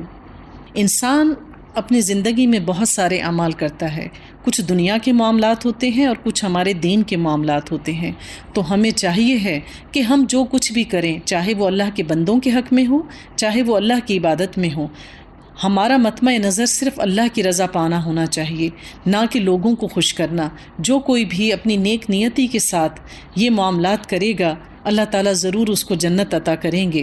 یعنی اگر جس کی زندگی سنت کے مطابق ہوگی تو اس کی موت بھی سنت کے مطابق ہوگی۔ جو دنیا میں نبی کی سنتوں سے پیار کرے گا، اسے آخرت میں نبی پاک صلی اللہ علیہ وآلہ وسلم کا ساتھ نصیب ہوگا۔ تو اگر ہم چاہیں کہ ہماری زندگی جو ہے وہ ہم نے سنت کے مطابق گزاری ہے، تو پھر ظاہر ہے ہماری خواہش ہوتی ہے کہ ہماری موت بھی سنت کے مطابق ہو۔ تو ہمارے مرنے کے بعد کوئی ہماری میت کے ساتھ کیا معاملہ کرے گا ہم نہیں جانتے۔ تو ایسی صورت میں ہمیں چاہیے ہے کہ ہم اپنی تدفین سے متعلق بھی اپنی وصیتیں لکھیں، تاکہ ہمارے مرنے کے بعد یا ہمارے کفنانے کا اور دفنانے کا معاملہ جو ہے وہ بھی اللہ ہم سے سنت کے مطابق کروائے۔ اسی طریقے سے بعض کام جو ہم اپنی عبادات کے طور پہ کرتے ہیں، چاہے وہ صدقہ کرنا ہے، خیرات کرنا ہے یا کسی کی مدد کرنا ہے، تو ہمیں سرم و علانیہ، اللہ نے دونوں طرح سے اعمال کو پسند کیا کہ چھپا کے بھی کرو اور دکھا کے بھی کرو۔ دکھا کے اس لیے کرو کہ شاید تمہارے نیک عمل کو دیکھ کر کوئی دوسرا اس کی طرف رغبت کرے اور اس کے دل میں بھی نیکی کرنے کی حسرت پیدا ہو، خواہش پیدا ہو۔ اسی طریقے سے ہمیں کچھ اعمال کو چھپا کے بھی کرنا چاہیے، کچھ باتیں اللہ سے سرگوشی میں بھی کرنی چاہیے۔ یعنی ہمارے کچھ نیک اعمال ایسے ہونے چاہیے جو دنیا سے پوشیدہ ہوں، جو ہمارے رب اور ہمارے ہی درمیان میں ہوں۔ تو پھر اللہ تعالیٰ کیا کہتا ہے؟ کہو کیا میں اللہ کے سوا کوئی اور رب تلاش کروں؟ حالانکہ وہی ہر چیز کا رب ہے۔ ہر شخص جو کچھ کماتا ہے اس کا ذمہ دار وہ خود ہے۔ کوئی بوجھ اٹھانے والا دوسرے کا بوجھ نہیں اٹھاتا۔ پھر تم سب کو اپنے رب کی طرف پلٹنا ہے۔ اس وقت وہ تمہارے اختلافات کی حقیقت تم پر کھول دے گا۔ وہی ہے جس نے تم کو زمین کا خلیفہ بنایا اور تم میں سے بعض کو بعض کے مقابلے میں زیادہ درجے دیے۔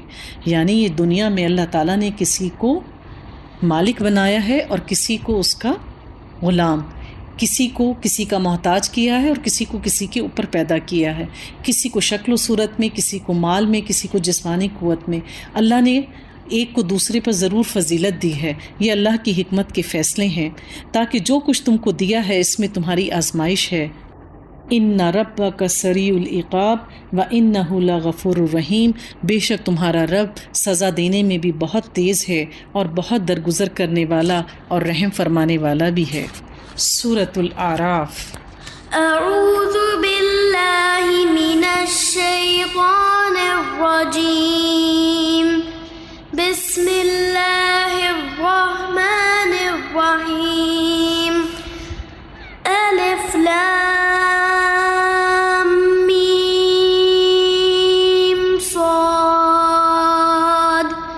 كتاب أنزل إليك فلا يكن في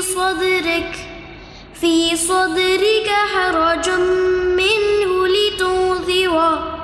لتنذر به وذكرى للمؤمنين اتبعوا ما أنزل إليكم من ربكم ولا تتبعوا من دونه أولياء قليلا ما تذكرون۔ سورہ الاعراف۔ بسم اللہ الرحمن الرحیم۔ الف لام میم صاد، کتاب انزل الیک فلا یکن فی صدرک حرج منہ لتنذر بہ۔ شروع اللہ کے نام سے جو انتہائی مہربان اور رحم کرنے والا ہے۔ الف لام میم صاد، یہ کتاب ہے جو تمہاری طرف نازل کی گئی۔ اس سورت کا نام الاعراف ہے۔ اعراف عرف سے نکلا ہے، عرف کی جمع ہے۔ عربی زبان میں کسی اونچی جگہ کو عرف کہا جاتا ہے۔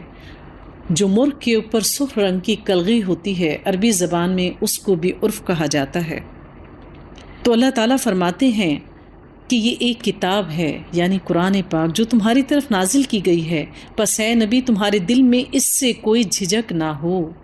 یعنی جو بات اللہ تعالیٰ اس کتاب میں بیان کر دیں اس کو کھلم کھلا اور پورا بیان کرنے میں آپ ہرگز نہ جھجکیں، نہ عمل کرنے میں اور نہ بیان کرنے میں۔ اللہ تعالیٰ نے اس قرآن کی جب ابتدا کی ہے تو سورہ بقرہ کی پہلی ہی آیت میں کیا کہہ دیا ہے؟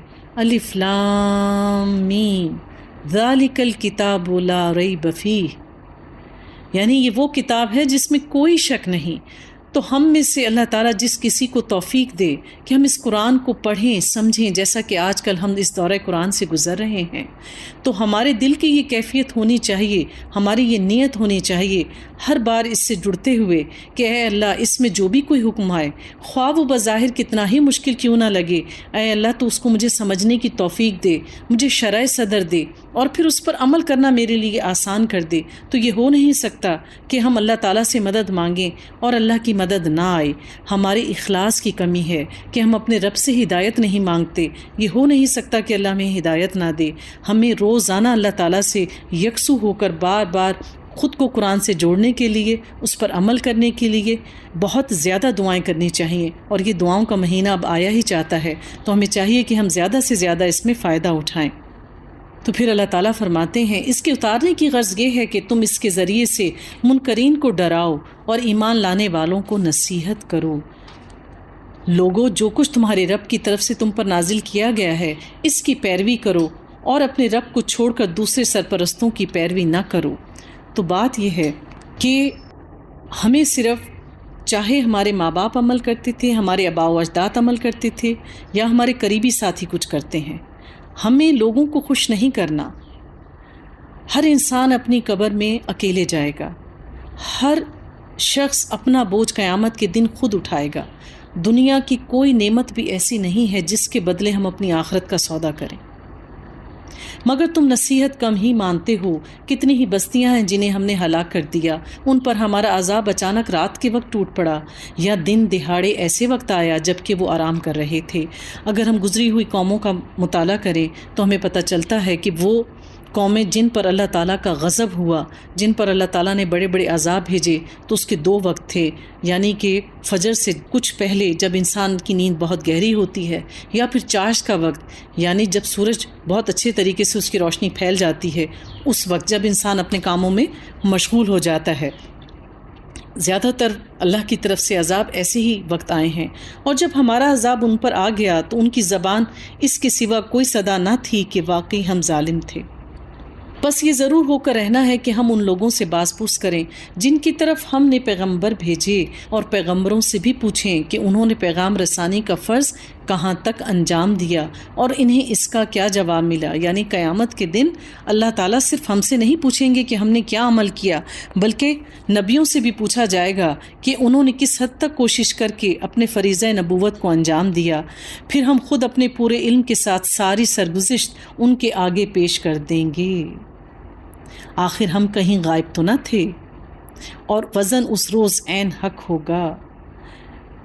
والوزن یومئذ الحق فمن ثقلت موازینہ فاولئک هم المفلحون ومن خفت موازینہ فاولئک الذین خسروا انفسهم۔ تو اللہ تعالیٰ کہتے ہیں کہ اس دن پلڑے برابر برابر تولے جائیں گے، یعنی ذرہ برابر بھی کمی نہیں کی جائے گی۔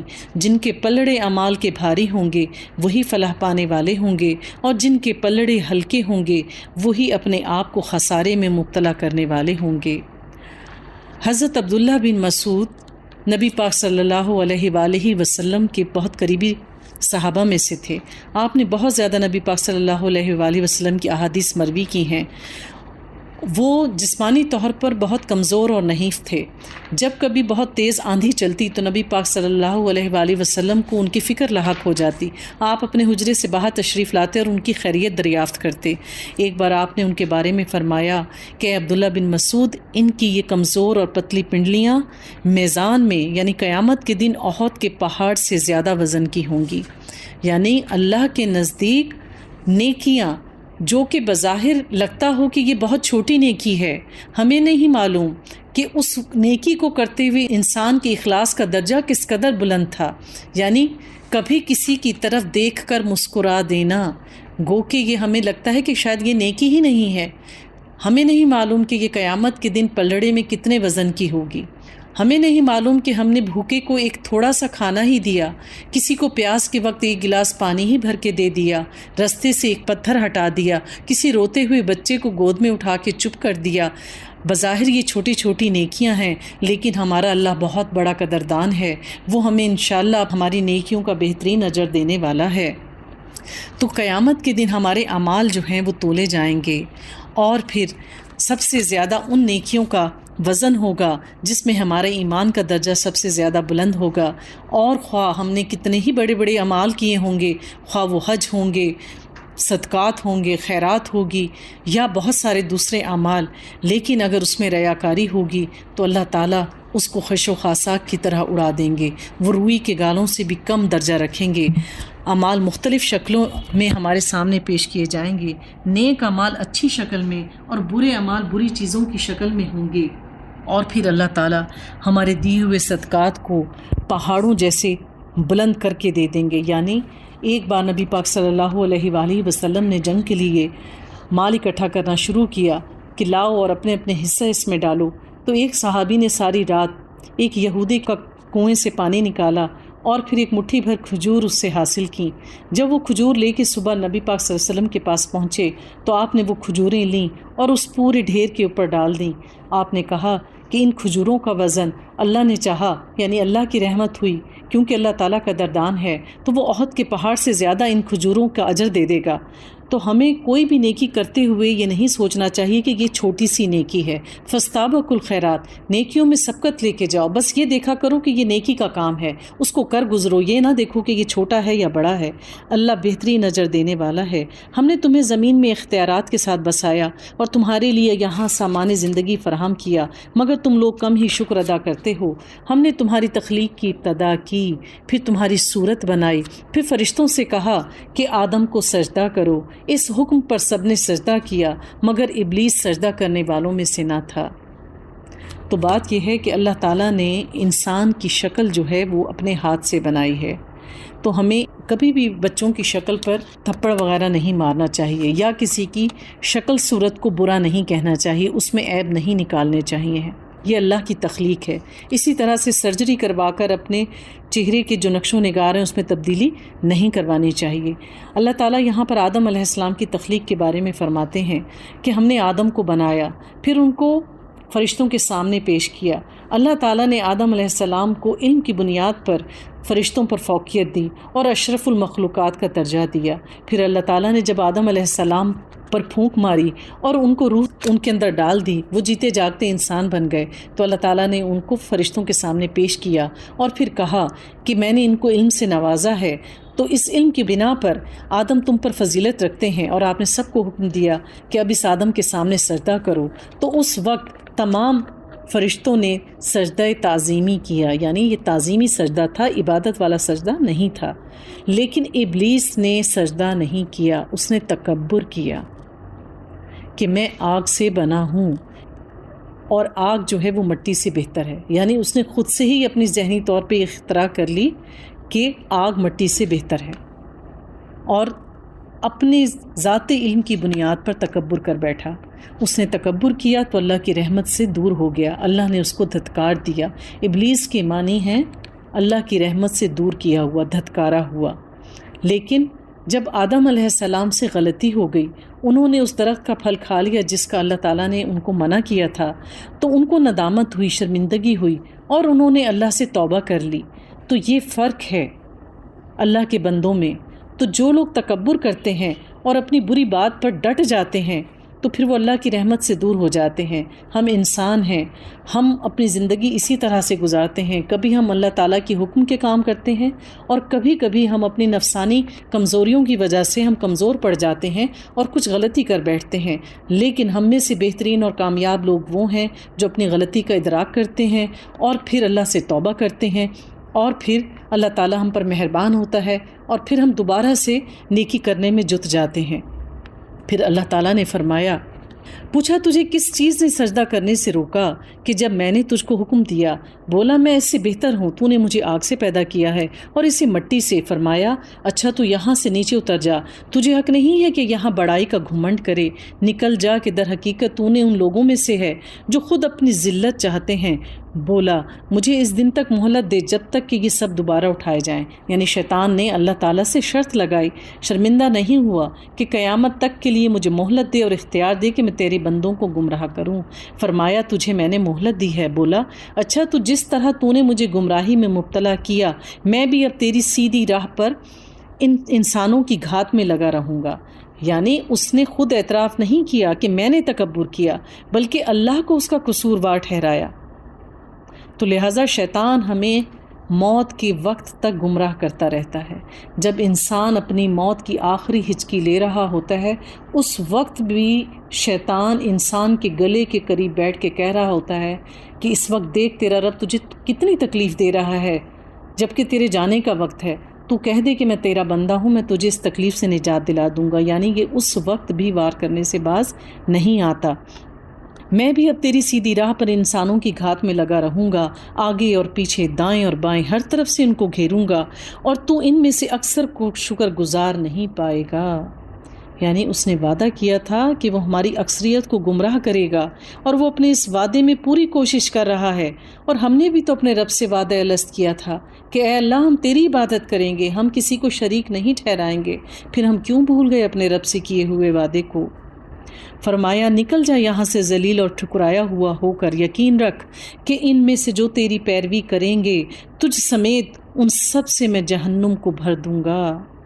اور اے آدم تو اور تیری بیوی دونوں اس جنت میں رہو جہاں جس چیز کو تمہارا جی چاہے کھاؤ. وَلَتَقْرَبَا بِهَٰذِهِ الشَّجَرَةَ فَتَكُونَ مِنَ الظَّالِمِينَ، مگر اس درخت کے پاس نہ پھٹکنا ورنہ تم ظالموں میں سے ہو جاؤ گے. تو اللہ تعالیٰ نے آدم اور حوا کو جنت میں رکھا اور انہیں کہا کہ یہ جنت تمہارا گھر ہے، یہاں تم رہو کھاؤ پیو جیسا تمہارا جی چاہے، لیکن محض اس ایک درخت کے قریب نہ جانا. اگر تم نے ایسا کر لیا یعنی اپنے رب کی حکم کی خلاف ورزی کی تو تم ظالموں میں سے ہو جاؤ گے.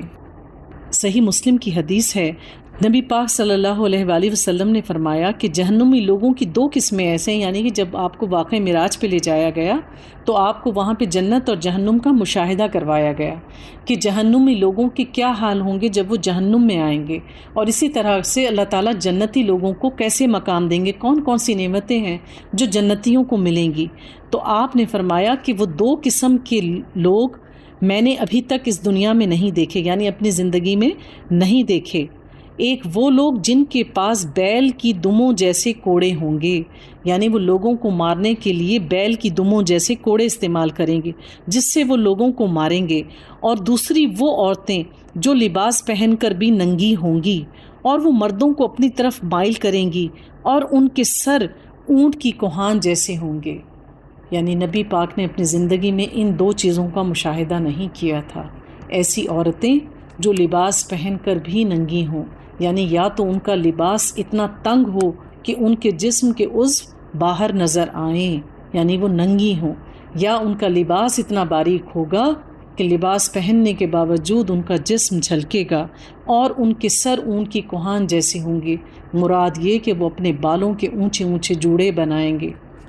پھر شیطان نے ان کو بہکایا تاکہ ان کی شرمگاہیں جو ایک دوسرے سے چھپائی گئی تھیں ان کے سامنے کھول دے.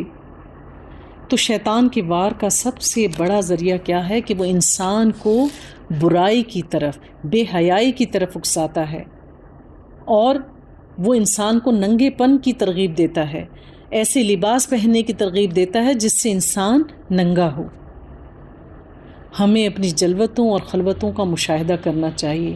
کیا شیطان نے اس میڈیا کے ذریعے، ان موبائل فونز کے ذریعے اور اس فضول قسم کے لٹریچر کے ذریعے، کیا یہ سب چیزیں ہماری نسلوں کے آگے کھول کے نہیں رکھتی؟ ہمیں اپنے بچوں کی تربیت کرنی چاہیے، انہیں اللہ کا خوف دلانا چاہیے، اور پھر ان کی رہنمائی کرنی چاہیے اور ان کی اصلاح بھی کرتے رہنا چاہیے کہ اللہ تعالیٰ ہماری اولاد کو، ہماری آگے آنے والی نسلوں کو ایسی بے حیائی سے محفوظ رکھے. اللہ تعالیٰ ہماری جلوتوں اور خلوتوں کا نگہبان ہو اور ان کو میں پاکیزگی بخشے اور ہم اس بے راہ روی سے بچے رہیں. اس نے ان سے کہا تمہارے رب نے تمہیں جو اس درخت سے روکا ہے اس کی وجہ اس کے سوا کچھ نہیں کہ کہیں تم فرشتے نہ بن جاؤ یا تمہیں ہمیشگی کی زندگی حاصل نہ ہو جائے۔ اور اس نے قسم کھا کر ان سے کہا کہ تمہارا سچا خیر خواہ ہوں۔ یعنی شیطان ہمیں ہمیشہ تصویر کا وہ رخ دکھاتا ہے جو ہماری فطرت کے قریب ہوتا ہے، جس کی طرف ہماری رغبت ہوتی ہے، وہ اس کی بری تصویر نہیں دکھاتا اور ہم اس کے شکنجے میں پھنس جاتے ہیں۔ فَدَلَّهُمَا بِغُرُورٍ فَلَمَّا ذَاقَا الشَّجَرَةَ بَدَّتْ لَهُمَا سُوآتُهُمَا۔ اس طرح دھوکہ دے کر وہ ان دونوں کو رفتہ رفتہ اپنی ڈھب پر لے آیا، یعنی باتیں کرتے کرتے اس درخت کے پاس لے آیا۔ آخر کار جب انہوں نے اس درخت کا مزہ چکھا تو ان کے سطر ایک دوسرے کے سامنے کھل گئے اور وہ اپنے جسموں کو جنت کے پتوں سے ڈھانکنے لگے۔ تب ان کے رب نے انہیں پکارا، کیا میں نے تمہیں اس درخت سے نہ روکا تھا اور نہ کہا تھا کہ شیطان تمہارا کھلا دشمن ہے؟ تو بات یہ ہے کہ لباس انسان کے جسم کا ایک حصہ ہے۔ لباس ہماری شخصیت کی عکاسی کرتا ہے، یعنی کسی کی شخصیت کا اندازہ کرنا ہو، اس کی سوچ کا اندازہ کرنا ہو، اس کے ایمان کا اندازہ کرنا ہو تو ایک نشانی اس کا لباس بھی ہے کہ وہ شخص کیسا لباس پہننا پسند کرتا ہے۔ تو لباس تقویٰ کیا ہے؟ جو ہماری ستر پوشی کرے اور وہ ہماری ستر کو ڈھانپتا ہو، ہمارے نبی کی بتائی ہوئی سنت کے مطابق ہو، اللہ تعالیٰ کے احکامات کے مطابق ہو۔ لباس کیا ہے؟ لباس انسان کے قابل شرم حصوں کو ڈھانپتا ہے، ہمیں گرمی سردی سے بچاتا ہے، ہمارے جسم کو خوشنما بناتا ہے، ہمارے جسم کے عیبوں کو چھپاتا ہے۔ اللہ تعالیٰ نے میاں بیوی کے رشتے کو بھی لباس کہا ہے کہ میاں بیوی ایک دوسرے کا لباس ہیں، ایک دوسرے کے دکھ درد کے ساتھی ہیں۔ اسی طریقے سے وہ ایک دوسرے کی پردہ پوشی کرنے والے ہوتے ہیں، برے حالات میں ایک دوسرے کا ساتھ دینے والے ہوتے ہیں۔ اسی طریقے سے جب میاں بیوی ایک دوسرے کے ساتھ ہوتے ہیں تو وہ اس کو زینت بھی بخشتے ہیں۔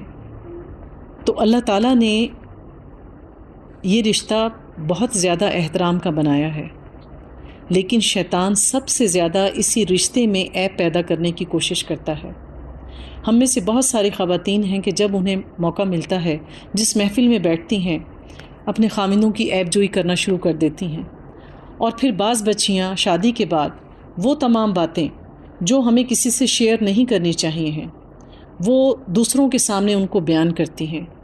تو ہمیں ہر طرح کی تربیت جب ہم اپنی اولاد کی کر رہے ہوں تو ہمیں ان کو یہ آداب بھی سکھانے چاہیے کہ اس قسم کی وہ باتیں جو صرف میاں بیوی کو ہی معلوم ہوں ہمیں دوسروں سے ہرگز شیئر نہیں کرنی چاہیے۔ اسی طریقے سے چاہے جسمانی طور پر ہو، اخلاقی طور پر ہو، اگر کوئی نقص کسی کی بیوی میں یا خاوند میں پایا جاتا ہے تو ہمیں چاہیے ہے کہ چونکہ ہمیں اللہ تعالیٰ نے ایک دوسرے کا لباس بنایا ہے تو ہمیں ایک دوسرے کے عیبوں کی پردہ پوشی کرنا چاہیے، کیونکہ اللہ تعالیٰ فرماتے ہیں جو دنیا میں کسی کی پردہ پوشی کرے گا اللہ آخرت میں اس کی پردہ پوشی کرے گا، کیونکہ اللہ تعالیٰ نے خاوند کو ایک درجہ ہم سے زیادہ رکھا ہے۔ تو ہمیں چاہیے ہے کہ ہم اللہ تعالیٰ کے احکامات پر عمل کریں اور اپنے ہاتھوں سے اپنی جنت کو برباد نہ کریں۔ تو اللہ تعالیٰ فرمائیں گے کہ کیا میں نے تمہیں اس درخت سے نہ روکا تھا اور نہ کہا تھا کہ شیطان تمہارا کھلا دشمن ہے؟ دونوں بول اٹھے، قَالَ رَبَّنَا ظَلَمْنَا أَنفُسَنَا وَإِن لَّمْ تَغْفِرْ لَنَا وَتَرْحَمْنَا لَنَكُونَنَّ مِنَ الْخَاسِرِينَ۔ اے رب، ہم نے اپنے اوپر ستم کیا، اب اگر تو نے ہم سے درگزر نہ فرمایا اور ہم پر رحم نہ کیا تو ہم تباہ ہو جائیں گے۔ ہمیں اس دعا کو یاد کرنا چاہیے اور اپنی دعاؤں کا حصہ بنانا چاہیے۔ فرمایا اتر جاؤ، تم ایک دوسرے کے دشمن ہو اور تمہارے لیے خاص مدت تک زمین ہی میں جائے قرار ہے، یعنی اب تم زمین پر جا کے رہو گے ایک مقررہ مدت تک، اور سامان زندگی ہے، اور فرمایا وہیں تم کو جینا اور وہیں تمہیں مرنا ہے، اور اسی میں سے تم کو آخر کار نکالا جائے گا، یعنی کوئی بھی شخص مرے بغیر اس دنیا سے باہر نہیں جا سکتا، اور جو ایک بار مر کے یہاں سے چلا گیا، یہ جو ہم میں ایک مسکنسیپٹ ہے کہ لوگوں کی روحیں آتی ہیں، ہرگز کوئی واپس نہیں آ سکتا کسی بھی صورت میں۔ اے اولاد آدم، ہم نے تم پر لباس نازل کیا ہے کہ تمہارے جسم کے قابل شرم حصوں کو ڈھانکے، اور تمہارے لیے جسم کی حفاظت اور زینت کا ذریعہ بھی ہے، اور بہترین لباس تو لباس تقویٰ ہے۔ ابن عباس فرماتے ہیں کہ عورتوں کا بھی حق ہے کہ ان کے مرد اچھا لباس پہنیں اور وہ اپنی بیویوں کے لیے تیار ہوں۔ نبی پاک جب بھی سفر سے آیا کرتے تھے تو سیدھے اپنے گھر نہیں جایا کرتے تھے، بلکہ پہلے مسجد نبوی تشریف لے کے جاتے، وہاں غسل کرتے، صاف لباس پہنتے، مسواک کرتے، پھر اپنے حجرے میں تشریف لے کے جایا کرتے تھے۔ یہ ان کے تقویٰ کا تقاضا تھا۔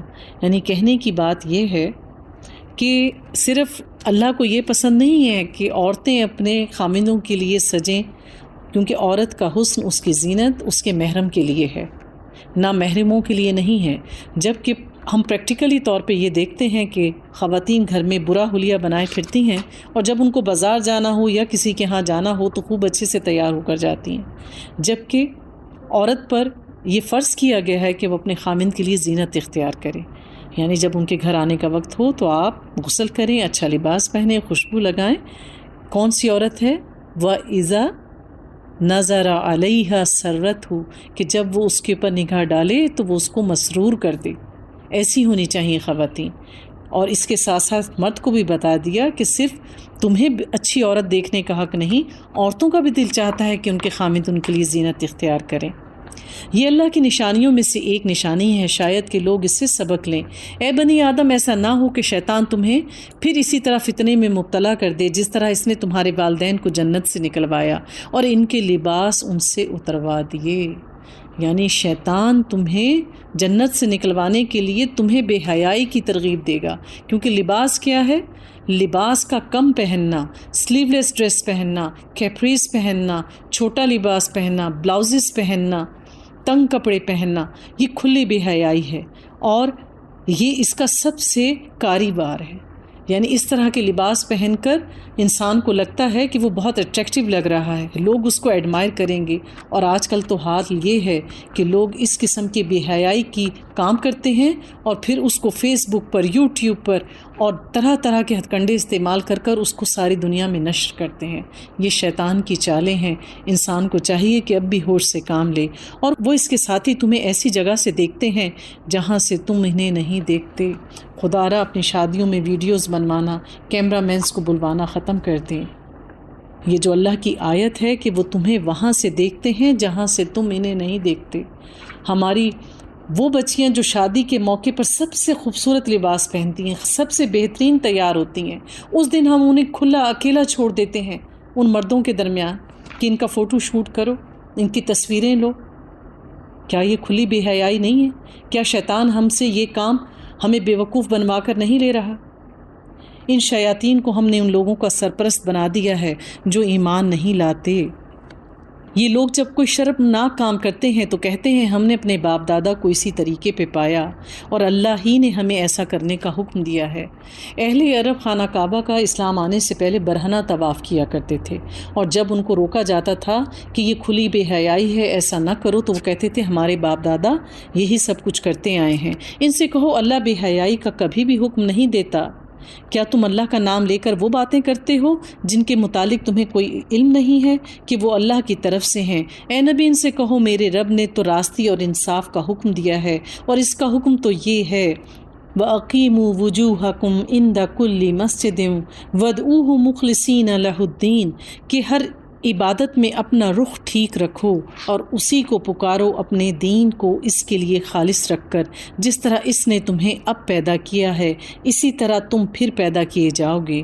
یعنی کہ انسان کے لیے تو اللہ تعالیٰ نے ہمیشہ ایک ہی حکم دیا ہے کہ اپنا رخ اللہ کی طرف مبذول رکھو۔ یعنی اللہ نے ہر دین اور ہر شریعت میں توحید کا ہی حکم دیا ہے، اور ہر مشکل میں صرف اپنے رب کو ہی پکارو، اپنی نیتوں کو، اپنی عبادت کو اللہ کے لیے خالص رکھو۔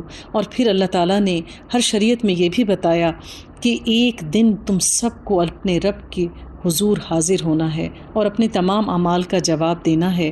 یہی اللہ تعالیٰ کی شریعت رہی ہے۔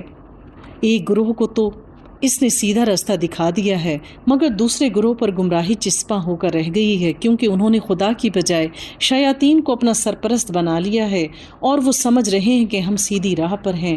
یا بنی آدم خذوا زینتکم عند کل مسجد وکلوا واشربوا ولا تسرفوا۔ تو اللہ تعالیٰ کیا کہہ رہے ہیں کہ اے بنی آدم، ہر عبادت کے موقع پر اپنی زینت سے آراستہ رہو، زینت سے آراستہ رہو ہر عبادت کے موقع پر، یعنی اللہ تعالیٰ پاکیزہ ہے اور پاکیزگی کو پسند کرتا ہے، اللہ خوبصورت ہے اور خوبصورتی کو پسند کرتا ہے۔ حضرت رابعہ بصری کے بارے میں کہا جاتا ہے کہ وہ ہر رات اپنا شادی کا لباس پہنا کرتی تھیں تہجد کے وقت، کیونکہ سارا دن وہ کام کیا کرتی تھیں اور رات کو غسل کر کے اپنا وہ لباس پہن لیتی۔ تو ایک بار ان سے پوچھا، اس طرح تم یہ لباس پہنتی ہو کہ کیا تمہیں مشکل پیش نہیں آتی؟ انہوں نے کہا کہ میرے پاس صرف واحد یہ ایک لباس سب سے خوبصورت ہے، میں چاہتی ہوں کہ جب میں اپنے رب سے ملاقات کروں تو میں بہترین لباس میں ہوں۔ کیا ہم بھی اتنا ہی اہتمام کرتے ہیں؟ ہمیں چاہیے ہے کہ ہم جب نماز ادا کریں تو جب وضو کریں تو ہم اپنے لباس کا بھی جائزہ لیں کہ اس میں سے کسی قسم کی بری اسمیل نہیں آنی چاہیے۔ بہتر تو یہ ہے کہ ہم اپنا لباس تبدیل کریں، اور ہر وقت ظاہر لباس تبدیل نہیں کیا جا سکتا تو کم از کم نماز کا جو دوپٹہ ہے اس کو صاف ہونا چاہیے، اس میں کسی قسم کے کھانے کی یا کسی بھی قسم کی بری چیز کی اسمیل نہیں آنی چاہیے، کیونکہ اس قسم کی اگر کوئی بو اس میں سے آ رہی ہو تو پھر اللہ کے فرشتے ہم سے دور چلے جاتے ہیں۔ اور پھر اسی طریقے سے جو لوگ مسجد جاتے ہیں انہیں بھی چاہیے کہ جب وہ مسجد کی طرف جائیں تو میلے کچیلے یا مسلے ہوئے کپڑوں میں نہ جائیں، اللہ کے گھر جاتے ہوئے اللہ کی مسجدوں کا رخ کرتے ہوئے خوبصورتی کو اختیار کریں، اور کھاؤ پیو اور حد سے تجاوز نہ کرو۔ تو سب سے زیادہ آج کل ہم جو دیکھتے ہیں کہ لوگ کھانے پینے میں بھی بہت اسراف سے کام لیتے ہیں، جو ملتا ہے جہاں سے ملتا ہے اس کو کھاتے ہیں، یعنی کہ جب شادی بیاہ یا دیگر قسم کی تقریبات ہوتی ہیں تو وہ اپنی ضرورت سے زیادہ اپنی پلیٹوں میں بھر لیتے ہیں اور اکثر اوقات اپنی ضرورت سے زیادہ کھاتے ہیں۔ یہ تمام چیزیں جو ہیں وہ انسان کی صحت کے لیے اور اس کی طبیعت کے لیے انتہائی نقصان کا باعث ہیں، اور اس سے ہم دوسروں کی بھی حق تلفی کرتے ہیں۔ اس سے کیا ہوتا ہے؟ ہم بیماریوں میں مبتلا ہو جاتے ہیں، پھر زیادہ کھانے کی وجہ سے ہم اللہ تعالیٰ کی عبادت اس طرح سے نہیں کر پاتے۔ تو زیادہ کھانا یا کسی بھی چیز میں اسراف کرنا دین اور دنیا دونوں لحاظ سے نقصان کا باعث ہے۔ اللہ حد سے بڑھنے والوں کو پسند نہیں کرتا۔ اے نبی ان سے کہو، کس نے اللہ کی اس زینت کو حرام کر دیا جسے اللہ نے اپنے بندوں کے لیے نکالا تھا، اور کس نے خدا کی بخشی ہوئی پاک چیزیں ممنوع کر دیں؟ کہو یہ ساری چیزیں دنیا کی زندگی میں بھی ایمان لانے والوں کے لیے ہیں، اور قیامت کے روز تو خالصتاً انہی کے لیے ہوں گی۔ جس طرح ہم اپنی باتیں صاف صاف بیان کرتے ہیں ان لوگوں کے لیے جو علم رکھتے ہوں۔ تو بات یہ ہے کہ اللہ نے جن چیزوں کو حلال قرار دیا ہے انہیں کھاؤ، جنہیں اللہ نے حرام کیا ہے اس کو چھوڑ دو، چاہے وہ ظاہری طور پہ ہیں، کھانے کے طور پہ ہیں یا لباس کے طور پہ۔ اللہ تعالیٰ فرماتے ہیں کہ سب سے برا برتن انسان کا پیٹ ہے جسے انسان نے سب سے برا بھرا، ورنہ انسان کو سیدھا رہنے کے لیے 2 لقمے ہی کافی ہیں، یعنی انسان تھوڑا سا بھی کھا لے تو اس کے زندہ رہنے کے لیے کافی ہے۔ تو جو لوگ اس دنیا میں سب سے زیادہ کھانے والے ہوں گے آخرت میں وہ بھوک کا سامنا کریں گے۔ پھر اللہ تعالیٰ فرماتے ہیں قُلْ إِنَّمَا حَرَّمَ رَبِّيَ الْفَوَاحِشَ، اے نبی ان سے کہو کہ میرے رب نے جو چیزیں حرام کی ہیں وہ تو یہ ہیں بے شرمی کے کام، خواہ کھلے ہوں یا چھپے، اور گناہ اور حق کے خلاف زیادتی، اور یہ کہ اللہ کے ساتھ تم کسی کو شریک ٹھہراؤ جس کے لیے اس نے تمہیں کوئی سند نازل نہیں کی، اور یہ کہ اللہ کے نام پر کوئی ایسی بات کہو جس کا تمہیں کوئی علم نہیں۔ ہر قوم کے لیے مہلت کی ایک مدت مقرر ہے، پھر جب کسی قوم کی مدت آن پوری ہوتی ہے تو ایک گھڑی بھر کی تاخیر و تقدیم نہیں ہوتی۔ اللہ نے اس دنیا میں جتنی بھی قومیں پیدا کی ہیں ان کے لیے ایک وقت ہے کہ انہوں نے اس دنیا میں کتنا وقت گزارنا ہے۔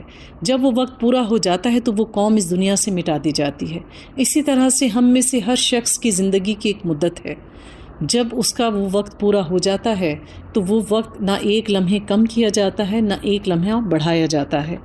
یہ بات اللہ نے آغاز تخلیق میں ہی صاف صاف فرما دی تھی کہ اے بنی آدم یاد رکھو، اگر تمہارے پاس خود تم ہی میں سے ایسے رسول آئیں جو تمہیں میری آیات سنا رہے ہوں، فَمَنِ اتَّقَى وَأَصْلَحَ فَلَا خَوْفٌ عَلَيْهِمْ وَلَا هُمْ يَحْزَنُونَ، تو جو کوئی نافرمانی سے بچے گا اور اپنے رویے کی اصلاح کرے گا اس کے لیے کسی خوف اور رنج کا موقع نہیں ہوگا۔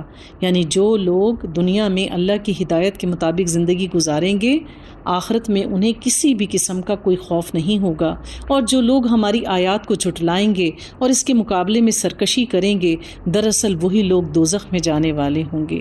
اللہ کا انسان سے وعدہ ہے، اللہ تعالیٰ فرماتے فرماتے ہیں کہ میں انسان پر ہرگز دو خوف مسلط نہیں کروں گا، یعنی جو لوگ دنیا میں اللہ سے ڈر کر رہیں گے وہ آخرت میں بے غم ہو جائیں گے، اور جو دنیا میں بے خوف ہو کے پھریں گے یعنی اللہ کی کھلی نافرمانیاں کریں گے تو آخرت کے دن ان کو غم لگ جائے گا۔ یعنی دنیا میں مومن ڈر ڈر کر جیتا ہے، اس لیے وہ آخرت میں بے غم ہو جائے گا، اس کو کوئی خوف نہیں ہوگا کہ میں جہنم میں جاؤں گا۔ اور دنیا میں جو نافرمانی کرتے ہیں وہ اللہ سے نہیں ڈرتے، پھر ایسے ہی لوگ اس وقت ہاتھ ملیں گے کہ کاش ہم نے دنیا میں یہ کام نہ کیا ہوتا۔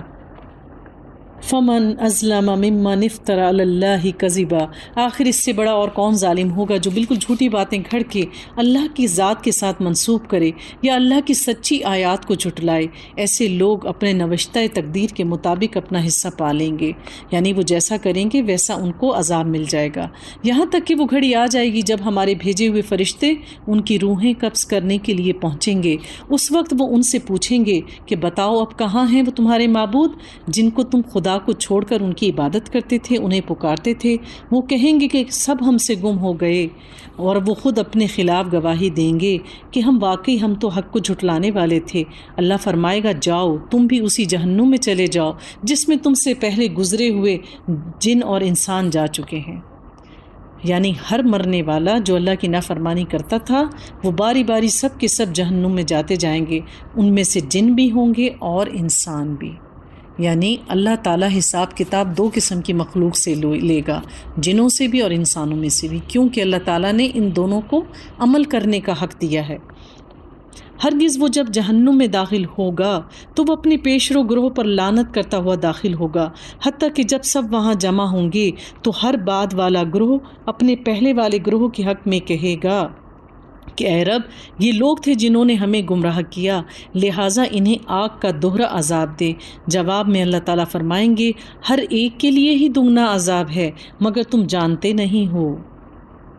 یعنی ہر وہ جن اور انسان جو اپنے برے عمل کی وجہ سے جہنم میں جائے گا، جب وہ جہنم میں جائے گا تو اللہ کو کہے گا کہ اللہ تعالیٰ ان جو مجھ سے پہلے یہاں موجود ہیں ان کو تو 2 بار عذاب دے، کیونکہ انہوں نے خود بھی غلط کیا اور مجھے غلط کام کرنے پر اکسایا۔ تو اللہ تعالیٰ کہیں گے کہ تو بے فکر ہو جا، اسے دگنا ہی عذاب ملے گا اور تجھے بھی دگنا عذاب ملے گا۔ کیوں؟ کیونکہ تو نے بھی وہی کیا جو انہوں نے کیا تھا، تو نے بھی نہ صرف خود غلط عمل کیا بلکہ تو اپنے پیچھے بھی غلط کاموں کی مثالیں چھوڑ کر آیا ہے۔ اب جو لوگ تیرے بعد آئیں گے وہ بھی یہی کہیں گے کہ ہم نے تیری وجہ سے برے عمل کیے، تو لہٰذا تم بے غم ہو جاؤ، تم میں سے ہر ایک کو ہی دگنا عذاب ملے گا۔ تو پھر اللہ تعالیٰ کہیں گے تو تمہیں کو ہم پر کون سی فضیلت حاصل تھی، اب اپنی کمائی کے نتیجے میں عذاب کا مزہ چکھو۔ ان الذین کذبوا بآیاتنا واستکبروا عنہا لا تفتح لهم ابواب السماء، یقین جانو جن لوگوں نے ہماری آیات کو جھٹلایا ہے اور ان کے مقابلے میں سرکشی کی ہے، ان کے لیے آسمان کے دروازے ہرگز نہیں کھولے جائیں گے۔ تو جو لوگ اللہ تعالیٰ کی نافرمانی کی زندگی گزاریں گے ان کی موت کا وقت بہت برا ہوگا۔ اللہ تعالیٰ ان کے لیے انتہائی بد شکل اور سخت قسم کے فرشتے بھیجیں گے جو اس کے لیے ٹاٹ والا بدبودار کفن لے کر آئیں گے۔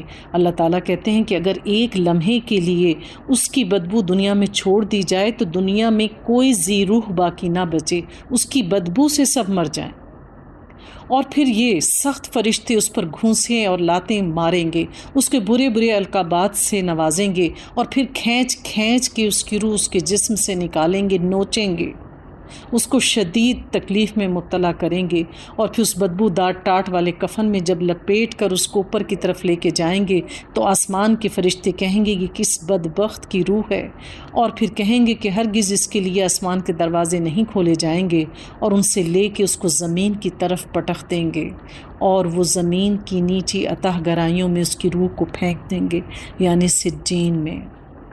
تو جو نیک عمل کرنے والے ہیں وہ علیین میں ہوں گے۔ علیین اعلیٰ سے ہے یعنی اوپر جنتوں میں، اور سجین سجن سے ہے نیچے کا قید خانہ، یعنی زمین کے بھی 7 درجے ہیں، آسمان سے زمین اور زمین کا بھی 7واں درجہ، اتنی اونچائی سے اس کی روح کو پھینکا جائے گا۔ ان کا جنت میں جانا اتنا ہی ناممکن ہے جتنا سوئی کے ناکے سے اونٹ کا گزرنا۔ تو وہ کہیں گے کہ جیسے اونٹ سوئی کے ناکے میں سے نہیں گزر سکتا، یہ لوگ اسی طریقے سے کبھی بھی جنت میں داخل نہیں ہو سکتے۔ یہ بدلہ ان کو ملا ہے، ان کے لیے تو جہنم کا بچھونا ہوگا، اور جہنم ہی ان کا اوڑھنا۔ یہ ہے وہ سزا جو ہم ظالموں کو دیں گے، برخلاف اس کے جن لوگوں نے ہماری آیات کو مانا، اللہ کے احکامات کو مانا اور اچھے کام کیے، اور اس کے باب میں ہم ہر ایک کو اس کی استطاعت ہی کے مطابق ذمہ دار ٹھہرائیں گے۔ اولئک اصحاب الجنہ ہم فیہا خالدون۔ تو اللہ تعالیٰ کہیں گے کہ وہی اہل جنت ہیں جہاں وہ ہمیشہ رہیں گے۔ ان کے دلوں میں ایک دوسرے کے خلاف جو کچھ کدورت ہوگی، وَنَزَعْنَا مَا فِي صُدُورِهِم مِّن غِلٍّ۔ غل کیا ہے؟ کدورت۔ کدورت میں کیا کیا چیزیں؟ بغض، حسد، کینہ۔ تو اللہ تعالیٰ ہر وہ شخص جو جنتی ہوگا اس کو حوض کوثر کے پانی سے اس کے دل کو دھویا جائے گا، اور بغض، کینہ، حسد، ہر قسم کی دل کی بیماریاں جو ہیں وہاں نکال دی جائیں گے، اور اللہ تعالیٰ ان کے دلوں کو بھی پاک صاف کر کے انہیں جنت میں داخل کریں گے۔ اور یہ کدورتیں ہم ان سے نکال لیں گے، ان کے نیچے نہریں بہتی ہوں گی، اور وہ کہیں گے کہ تعریف خدا ہی کے لیے ہے جس نے ہمیں یہ راستہ دکھایا۔ ہم خود راہ راست نہیں پا سکتے تھے اگر خدا ہماری رہنمائی نہیں کرتا۔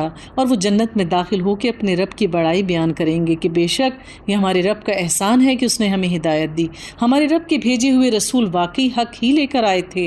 اس وقت ندا آئے گی کہ یہ جنت جس کے تم وارث بنائے گئے ہو ان اعمال کے بدلے میں ملی ہے جو تم کیا کرتے تھے۔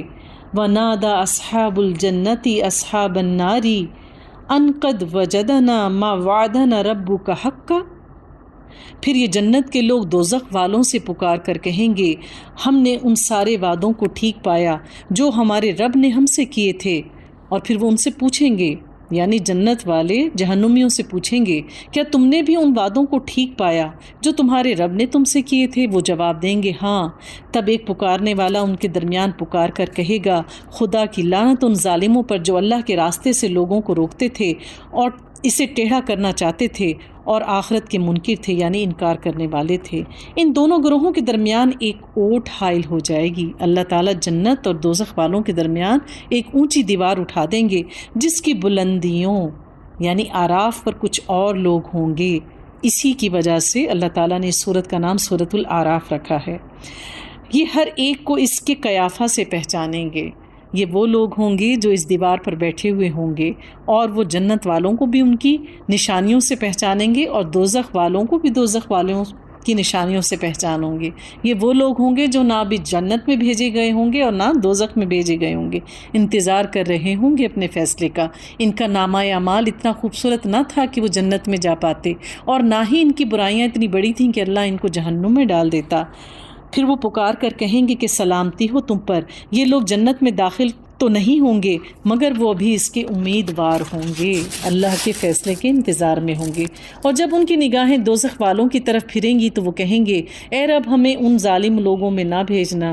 یا پھر یہ اعراف کے لوگ دوزخ کی چند بڑی بڑی شخصیتوں کو ان کی علامتوں سے پہچان کر پکاریں گے کہ دیکھ لیا تم نے، آج نہ تمہارے جتھے تمہارے کسی کام آئے اور نہ وہ ساز و سامان جن کو تم بڑی چیزیں سمجھتے تھے۔ اور کیا یہ اہل جنت وہی لوگ نہیں ہیں جن کے متعلق تم قسمیں کھا کھا کر کہتے تھے کہ ان کو تو خدا اپنی رحمت میں سے کچھ بھی نہیں دے گا؟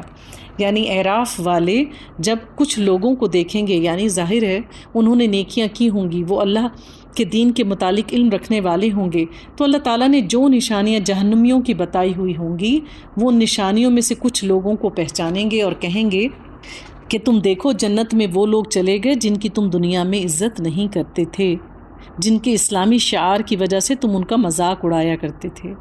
آج بھی بہت سارے لوگ سنت کے مطابق داڑھی رکھنے والوں کا، شلوار اونچی باندھنے والوں کا، باحیا عورتوں کا، حجاب کرنے والی بچیوں کا اور عبایا پہننے والی خواتین کا مذاق اڑاتے ہیں۔ یہی نشانیاں ہیں جو قیامت کے دن ان کو جنت کی طرف لے کے جائیں گی۔ کیا یہ اہل جنت وہی لوگ نہیں ہیں جن کے متعلق تم قسمیں کھا کر کہتے تھے کہ ان کو تو خدا اپنی رحمت میں سے کچھ نہیں دے گا؟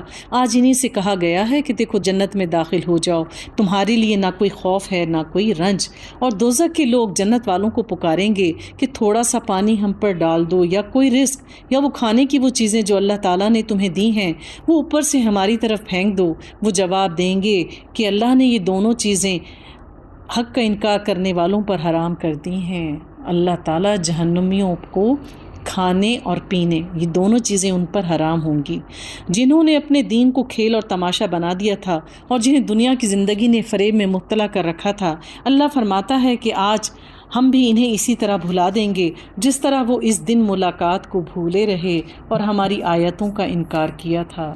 یعنی جہنمی کہیں گے کہ ہم پیاس سے مرے جاتے ہیں، ہماری اتڑیاں کھینچی جاتی ہیں بھوک سے، تو ہمیں کچھ کھانے کو دو۔ وہ کہیں گے کہ ہم چاہیں بھی تو نہیں دے سکتے، کھانا پینا تم پر حرام ہے۔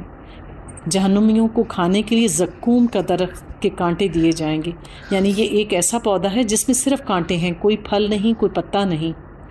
اور جب ان کو بھوک لگے گی تو وہ زقوم کا درخت یعنی وہ کانٹے دیے جائیں گے، جس کو وہ اپنی بھوک کے مارے اسی کو کھا لیں گے، اور پھر اس کے کانٹے ان کی انتڑیوں کو کاٹ دیں گے، اور پھر ان کی انتڑیاں کٹ کے ان کے پیٹ سے باہر نکل آئیں گی۔ اور جب وہ پانی کے لیے مانگیں گے کہ ہمیں پینے کو کچھ دو، تو جو زخم ان کے بنیں گے جلنے کی وجہ سے، اسی کی پیپ اور خون کا پانی ان کو پینے کے لیے دیا جائے گا۔ اور یہ اس بات کی سزا ہوگی کہ انہوں نے اللہ کے دین کو جھٹلایا اور آخرت کے دین سے غافل رہے۔ ہم ان لوگوں کے پاس ایسی کتاب لے آئے ہیں جس کو ہم نے علم کی بنا پر مفصل بیان کیا، اور جو ایمان لانے والوں کے لیے ہدایت اور رحمت ہے۔ اب کیا یہ لوگ اس کے سوا کسی اور بات کے منتظر ہیں کہ وہ انجام سامنے آ جائے جس کی یہ کتاب خبر دے رہی ہے؟ اللہ تعالیٰ کہہ رہے ہیں کہ اس دنیا میں کتاب کو کھول کے پڑھ لو۔ کیا یہ موت کے انتظار کر رہے ہیں؟ کیا یہ قیامت کا انتظار کر رہے ہیں؟ جس روز وہ انجام سامنے آ گیا تو وہی لوگ جنہوں نے پہلے اسے نظر انداز کر دیا تھا کہیں گے کہ واقعی ہمارے رب کے رسول بالکل سچے آئے تھے، پھر کیا اب ہمیں کچھ سفارشی ملیں گے جو ہمارے حق میں سفارش کریں، یا ہمیں دوبارہ واپس ہی بھیج دیا جائے تاکہ جو کچھ ہم سے پہلے کرتے آئے تھے اس کی بجائے اب ہم دوسرے اچھے کام کر لیں۔ انہوں نے اپنے آپ کو خسارے میں ڈال دیا، اور وہ سارے جھوٹ جو انہوں نے خود ہی گھڑ رکھے تھے آج وہ ان سے گم ہو جائیں گے۔ یعنی دنیا میں وہ اللہ کو چھوڑ کر جن سے امید لگاتے تھے ایسے کوئی بھی لوگ ان کی سفارش نہیں کریں گے۔ ان ربکم اللہ الذی خلق السماوات والارض فی ستۃ ایام ثم استوى علی العرش، در حقیقت تمہارا رب ہی اللہ ہے جس نے آسمانوں اور زمین کو 6 دنوں میں پیدا کیا، پھر اپنے تخت سلطنت پر جلوہ افروز ہوا۔ اللہ تعالیٰ اپنے عرش پر مستوی ہے، جو رات کو دن پر ڈھانک دیتا ہے اور پھر دن رات کے پیچھے دوڑا چلا آتا ہے، جس نے سورج اور چاند اور تارے پیدا کیے، سب اس کے حکم کے مطابق ہی چلتے ہیں۔ خبردار رہو، اس کی خلق ہے اور اسی کا امر، یعنی اللہ ہی نے چیزیں بنائی ہیں اور اس پر حکم بھی اللہ ہی کا چلتا ہے۔ بڑا بابرکت ہے اللہ، سارے جہانوں کا مالک اور پروردگار۔ اپنے رب کو پکارو گڑ گڑاتے ہوئے اور چپکے چپکے۔ اللہ تعالیٰ کو پکارنا پسند ہے، اللہ کو دعا کرنا بے حد پسند ہے۔ اللہ تعالیٰ کہتے ہیں کہ اس انسان نے خسارے کا سودا کیا جس نے نماز تو ادا کی لیکن دعا مانگنے میں جلدی کی۔ دعا مانگنا دراصل اللہ سے اجرت مانگنے کا وقت ہوتا ہے، تو ہمیں چاہیے کہ ہم اپنی دعاؤں کو طویل کریں۔ اور دعا مانگنے کا کیا سلیقہ ہے کہ اللہ سے چپکے چپکے مانگیں، گڑ گڑا کے مانگیں، آنسوؤں سے مانگیں۔ اللہ کو ایسا مانگنا پسند ہے، وہ حد سے گزرنے والوں کو پسند نہیں کرتا۔ یعنی جب ہم اپنی نمازیں ادا کریں یا اللہ کی عبادت کریں تو اس میں حد سے تجاوز نہ کریں، یعنی کہ بہت چیخ چیخ کر نہ پکاریں، اللہ کو ایسی چیز پسند نہیں۔ پھر اللہ فرماتے ہیں وَلَا تُفْسِدُوا فِي الْأَرْضِ بَعْدَ إِصْلَاحِهَا وَادْعُوهُ خَوْفًا وَطَمَعًا، زمین میں فساد برپا نہ کرو جبکہ اس کی اصلاح ہو چکی ہے، اور خدا ہی کی پکار اور خوف کے ساتھ، طمع کے ساتھ، یقیناً اللہ کی رحمت نیک کردار لوگوں کے قریب ہے۔ اللہ تعالیٰ نے ہر چیز کو ایک خاص اندازے سے پیدا کیا ہے، یعنی اللہ تعالیٰ نے درخت، پھول، پودے، اسی طرح سے زمینی نباتات، زمین کے اندر چھپے ہوئے خزانے اور انسانوں کی تعداد، ہر چیز اللہ تعالیٰ نے ایک خاص انداز سے اور ترتیب سے پیدا کی ہے۔ تو پھر اللہ تعالیٰ کیا کہہ رہے ہیں کہ اللہ کی زمین میں فساد نہ پھیلاؤ، فساد نہ پھیلاؤ۔ یعنی کہ ہم دیکھ رہے ہیں کہ ہم بعض اوقات گھروں کی خاطر زمین سے سبزہ ختم ہوتا چلا جا رہا ہے، کاشتکاری والی زمینیں جو ہیں وہ آبادیوں کی بڑھنے کی وجہ سے ہم ان کو مکانوں کے بنانے میں یا دیگر چیزوں کے لیے زیادہ استعمال کر رہے ہیں۔ جب چیزوں میں ایک بیلنس نہیں رہتا تو پھر اس میں فساد برپا ہوتا ہے، تو ہمیں کسی بھی قسم کے فساد کرنے سے منع کیا گیا ہے، یعنی لوگوں کی بھی حق تلفی نہ کریں، اور اللہ تعالیٰ نے زمین پر جس طرح سے ایک بیلنس رکھا ہے ہم اسی بیلنس کے مطابق اپنی زندگی گزاریں۔ اور وہ اللہ ہی ہے جو ہواؤں کو اپنی رحمت کے آگے آگے خوشخبری لیے ہوئے بھیجتا ہے، یعنی جب بھی اللہ تعالیٰ بارش کو نازل کرتے ہیں آسمان سے تو اس سے پہلے ٹھنڈی ہوائیں اس کے آنے کا پتہ دیتی ہیں، اور پھر جب وہ اپنے پانی کے لدے ہوئے بادل اٹھا لیتی ہیں تو انہیں کسی مردہ سرزمین کی طرف حرکت دیتا ہے، یعنی ضروری نہیں ہے کہ کہیں پر بادل بنے تو برسے بھی وہیں، کہیں پر بادل بنتا ہے پھر اللہ اس کو حکم دیتا ہے کہ نہیں اے بادل تو فلاں جگہ پہ جا کے برس جا، حرکت دیتا ہے اور وہاں میਂہ برسا کر اسی مری ہوئی زمین سے طرح طرح کے پھل نکال لاتا ہے۔ دیکھو اس طرح ہم مردوں کو حالت موت سے نکالتے ہیں، شاید کہ تم اس مشاہدے سے سبق لو، جو زمین اچھی ہوتی ہے وہ اپنے رب کے حکم سے خوب پھل پھول لاتی ہے، اور جو زمین خراب ہوتی ہے اس سے ناقص پیداوار کے سوا کچھ نہیں نکلتا۔ شعبان کا مہینہ، رمضان کا مہینہ، یہ اللہ تعالیٰ کی رحمت کی بارشوں کا مہینہ ہے، اس میں اللہ تعالیٰ کی طرف سے بہت زیادہ نیکی کی محفلیں منعقد ہوتی ہیں، یہ قرآن بھی اس وقت بہت سارے لوگ سن رہے ہیں، اللہ کی رحمت کی بارشیں برس رہی ہیں، تو ان میں سے وہ لوگ جن کے دل کی زمین نرم ہے وہ اس سے بھرپور فائدہ اٹھائیں گے اور اس کو غور سے سنیں گے اور اس پر عمل کرنے کی کوشش کریں گے، لیکن جن کے دلوں میں ٹیڑھ ہے، جس کو توجہ سے نہیں سنتے، اس پر عمل نہیں کرتے، تو پھر اس سے وہ فائدہ نہیں اٹھا سکیں گے جس کا مقصد ہمیں مطلوب ہے، تو پھر ان سے ناقص پیداوار کے سوا کچھ نہیں نکلتا۔ اسی طرح ہم ان نشانیوں کو بار بار پیش کرتے ہیں ان لوگوں کے لیے جو شکر گزار ہونے والے ہیں۔ ہم نے نوح کو اس کی قوم کی طرف بھیجا، اس نے کہا اے برادران قوم، اے میری قوم کے لوگو، اللہ کی بندگی کرو، اس کے سوا تمہارا کوئی خدا نہیں، میں تمہارے حق میں ایک ہولناک دن کے عذاب سے ڈراتا ہوں۔ اس کی قوم کے سرداروں نے جواب دیا ہم کو تو یہ نظر آتا ہے کہ تم بالکل کھلی گمراہی میں مبتلا ہو۔ نوح نے کہا اے میری قوم، میں کسی گمراہی میں نہیں پڑا ہوا ہوں، بلکہ میں رب العالمین کی طرف سے بھیجا ہوا ایک رسول ہوں۔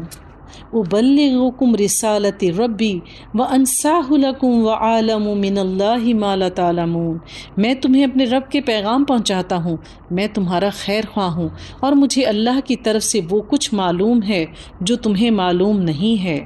یعنی اللہ نے اپنے نبیوں کو صرف ایک ہی مقصد کے لیے بھیجا کہ لوگوں کو توحید کی طرف بلاؤ، انہیں اللہ کی جنت کی بشارت دو اور اللہ کے عذاب سے ڈراؤ، اور پھر لوگوں کی خیر خواہی کا کام کرو۔ تو جو لوگ بھی اللہ کے دین کا کام کرتے ہیں وہ لوگوں کے خیر خواہ ہوتے ہیں، اور اللہ نے ان کو اس دین کی تبلیغ کے لیے، اس پیغام کو پہنچانے کے لیے چنا ہوتا ہے، انہیں لوگوں سے کوئی اجر اور واہ واہ نہیں چاہیے ہوتی۔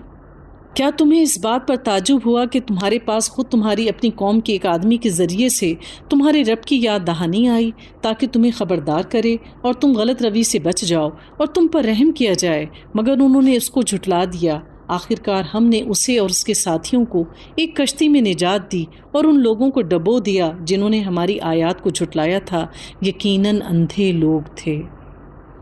اور عاد کی طرف ہم نے ان کے بھائی ہود کو بھیجا، اس نے کہا اے میری قوم کے لوگو، اللہ کی بندگی کرو، اس کے سوا تمہارا کوئی خدا نہیں، پھر کیا تم غلطی روی سے پرہیز نہیں کرو گے؟ اس کی قوم کے سرداروں نے کہا جو اس کی بات ماننے سے انکار کر رہے تھے، جواب میں کہا ہم تو تمہیں بے عقل ہی سمجھتے ہیں۔ تو اس سے ہمیں کیا پتہ چل رہا ہے؟ پہلے نوح علیہ السلام کا ذکر ہے، اس کے بعد عاد علیہ السلام کا، اور آگے دیگر انبیاء کا ذکر آئے گا کہ جو بھی انبیاء آئے انہوں نے ایک ہی قسم کا حکم دیا، اور پھر ان قوم کے سرداروں سے مراد ہے کسی بھی قوم کے ایلیٹ لوگ جو پیسے والے ہوتے ہیں، اس دور کے سو کالڈ علم رکھنے والے ہوتے ہیں، ماڈرن لوگ، انلائٹنڈ لوگ، تجارت کرنے والے، علم رکھنے والے، دنیاوی طور پر ترقی یافتہ۔ تو بات یہ ہے کہ اگر جو غریب طبقہ ہوتا ہے، کم پڑھ لکھا طبقہ ہوتا ہے، وہ یہ دیکھتا ہے کہ ہمارا ایلیٹ لوگ کیا کر رہے ہیں، پھر وہ انہی کے جیسا کرنے کی کوشش کرتے ہیں دنیاوی طور پر بھی اور دینی طور پر بھی۔ اگر ہمارے پڑھے لکھے لوگ، صاحب حیثیت لوگ دین کے مطابق عمل کرنا شروع ہو جاتے ہیں تو پھر لوگوں کی اکثریت ان کو دیکھ کر فالو کرتی ہے۔ جب ان لوگوں نے اللہ کے نبیوں کا اور دین والے لوگوں کا انکار کیا، مخالفت کی، تو پھر وہ بہت سارے لوگوں کی گمراہیوں کا سبب بنے۔ پھر اس میں کیا کہا جا رہا ہے کہ ہم تو تمہیں بے عقلی میں مبتلا سمجھتے ہیں، تو جو لوگ بھی اللہ کے دین پر عمل کرتے ہیں لوگ ان کو بیکورڈ کہتے ہیں، پینڈو کہتے ہیں، انہیں کہتے ہیں کہ انہیں تو کچھ نہیں پتہ، دیکھ لینا یہ خسارے میں ہیں۔ اور ہم دیکھتے ہیں کہ جو دین کا کام کرنے والے لوگ ہوتے ہیں وہ دنیاوی طور پر موسٹلی اکثریت ان کی جو ہے وہ دنیاوی طور پر اتنی ترقی نہیں کر پاتی، یعنی وہ فائنینشلی اتنی سٹیبل نہیں ہوتے، اور ہمیں گمان ہے کہ تم جھوٹے ہو۔ اس نے کہا اے برادران قوم، میں بے عقلی میں مبتلا نہیں ہوں بلکہ میں رب العالمین کی طرف سے بھیجا ہوا رسول ہوں، تم کو اپنے رب کے پیغامات پہنچاتا ہوں اور تمہارا خیر خواہ ہوں۔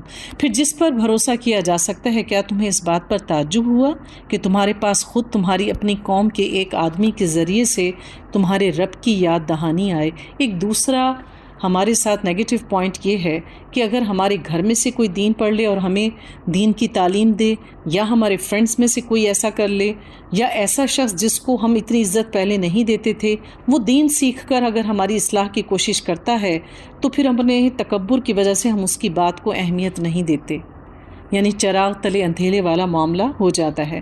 تعجب ہوا کہ تمہارے پاس خود تمہاری اپنی قوم کے ایک آدمی کے ذریعے سے تمہارے رب کی یاد دہانی آئی تاکہ وہ تمہیں خبردار کرے۔ بھول نہ جاؤ کہ تمہارے رب نے نوح کی قوم کے بعد تم کو اس کا جانشین بنایا اور تمہیں خوب تنومند کیا، پس اللہ کی قدرت کے کرشموں کو یاد رکھو، امید ہے کہ تم فلاح پا جاؤ گے۔ قالوا اجئتنا لنعبد اللہ وحدہ ونذر ما کان یعبد آباؤنا، انہوں نے جواب دیا کیا تو ہمارے پاس اس لیے آیا ہے کہ ہم اکیلے ایک ہی اللہ کی عبادت کریں اور انہیں چھوڑ دیں جن کی عبادت ہمارے باپ دادا کیا کرتے تھے، یعنی ایک اکیلے اللہ کی عبادت کریں۔ تو اس میں ان کو مزہ نہیں آتا تھا، طرح طرح کی بتوں کو پوجنے میں انہیں مزہ آتا تھا۔ ہمارے یہاں بھی لوگ جب تک 10 تہوار نہ منا لیں اپنے دین کے نام پر، انہیں سال گزرنے کا مزہ نہیں آتا۔ کہیں کنڈے کیے جاتے ہیں، کہیں محرم کے حلیم بڑھتے ہیں، کہیں شب برات کے حلوے بانٹے جاتے ہیں، تو یہ بھی کیا ہمارا کافرانہ رویہ نہیں ہے؟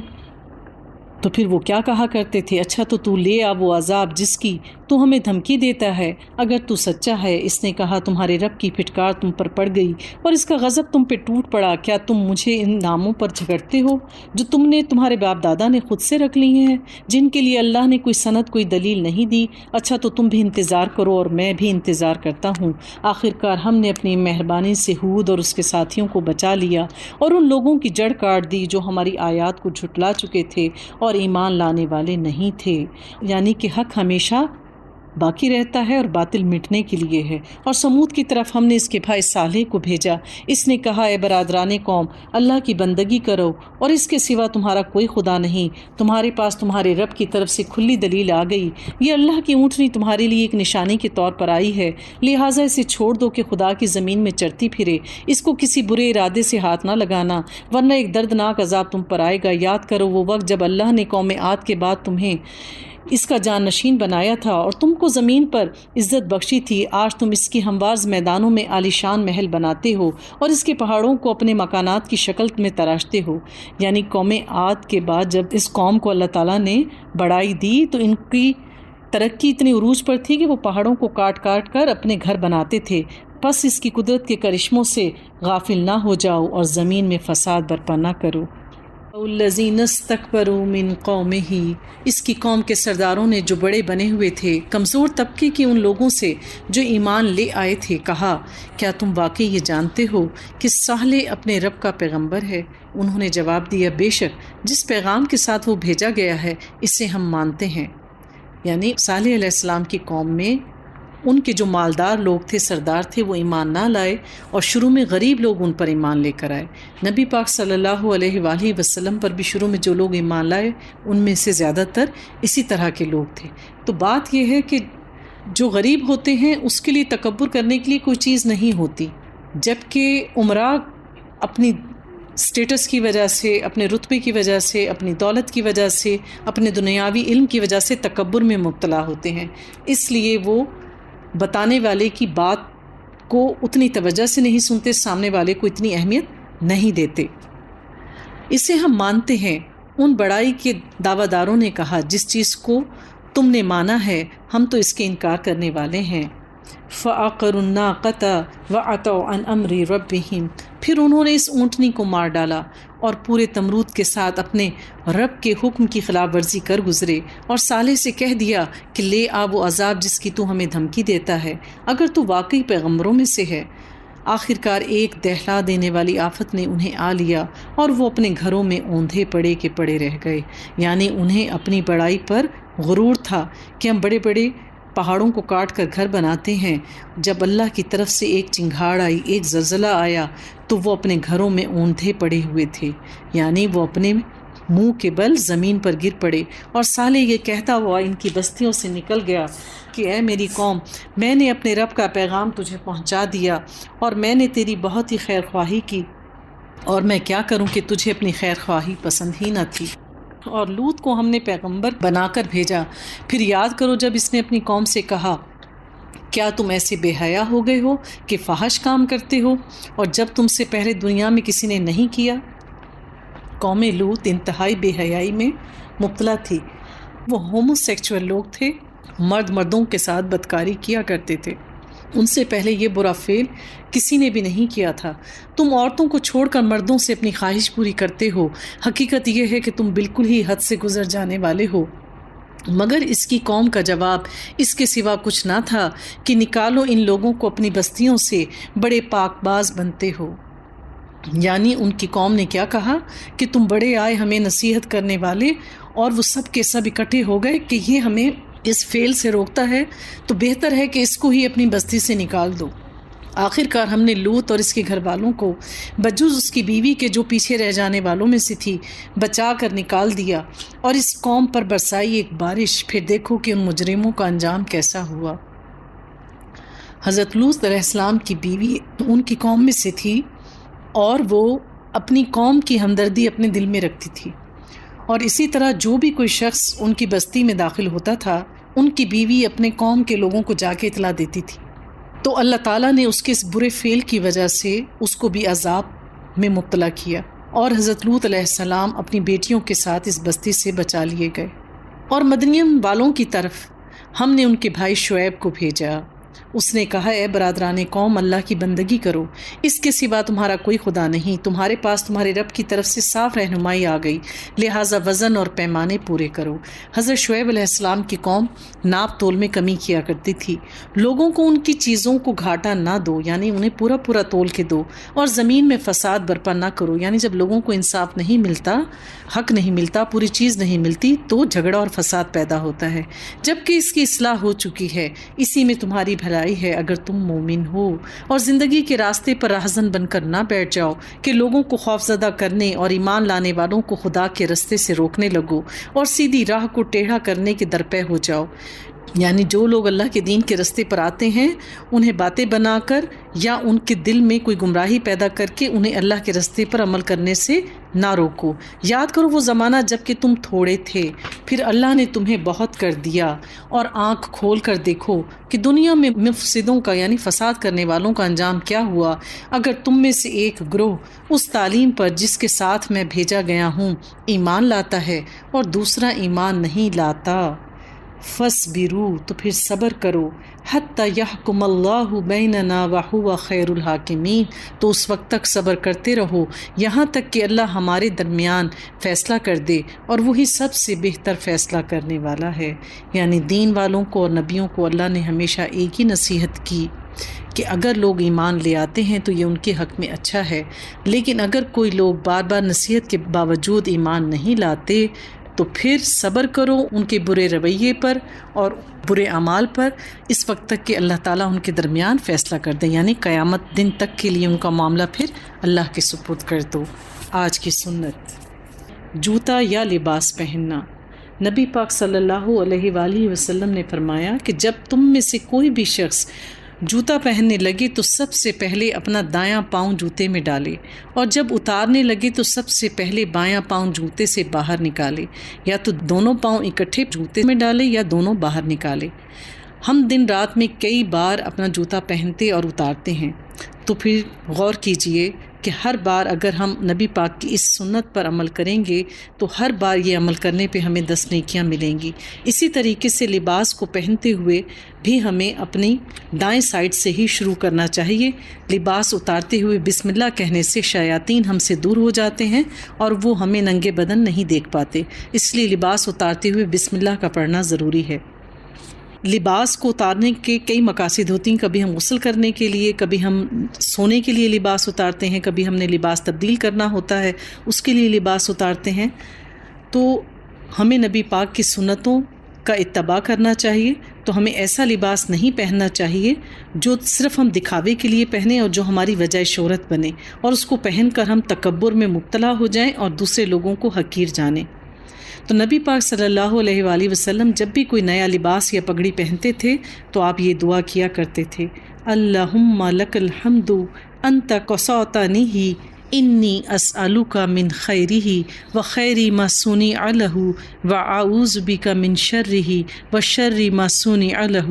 اے اللہ تیری یہ تعریف ہے کہ تو نے مجھے یہ لباس پہنایا، میں اس لباس کی بھلائی کا اور جس کے لیے یہ بنایا گیا ہے اس کی بھلائی کا تجھ سے سوال کرتا ہوں، اور جس کے لیے یہ بنایا گیا ہے اس کی برائی سے تیری پناہ چاہتا ہوں۔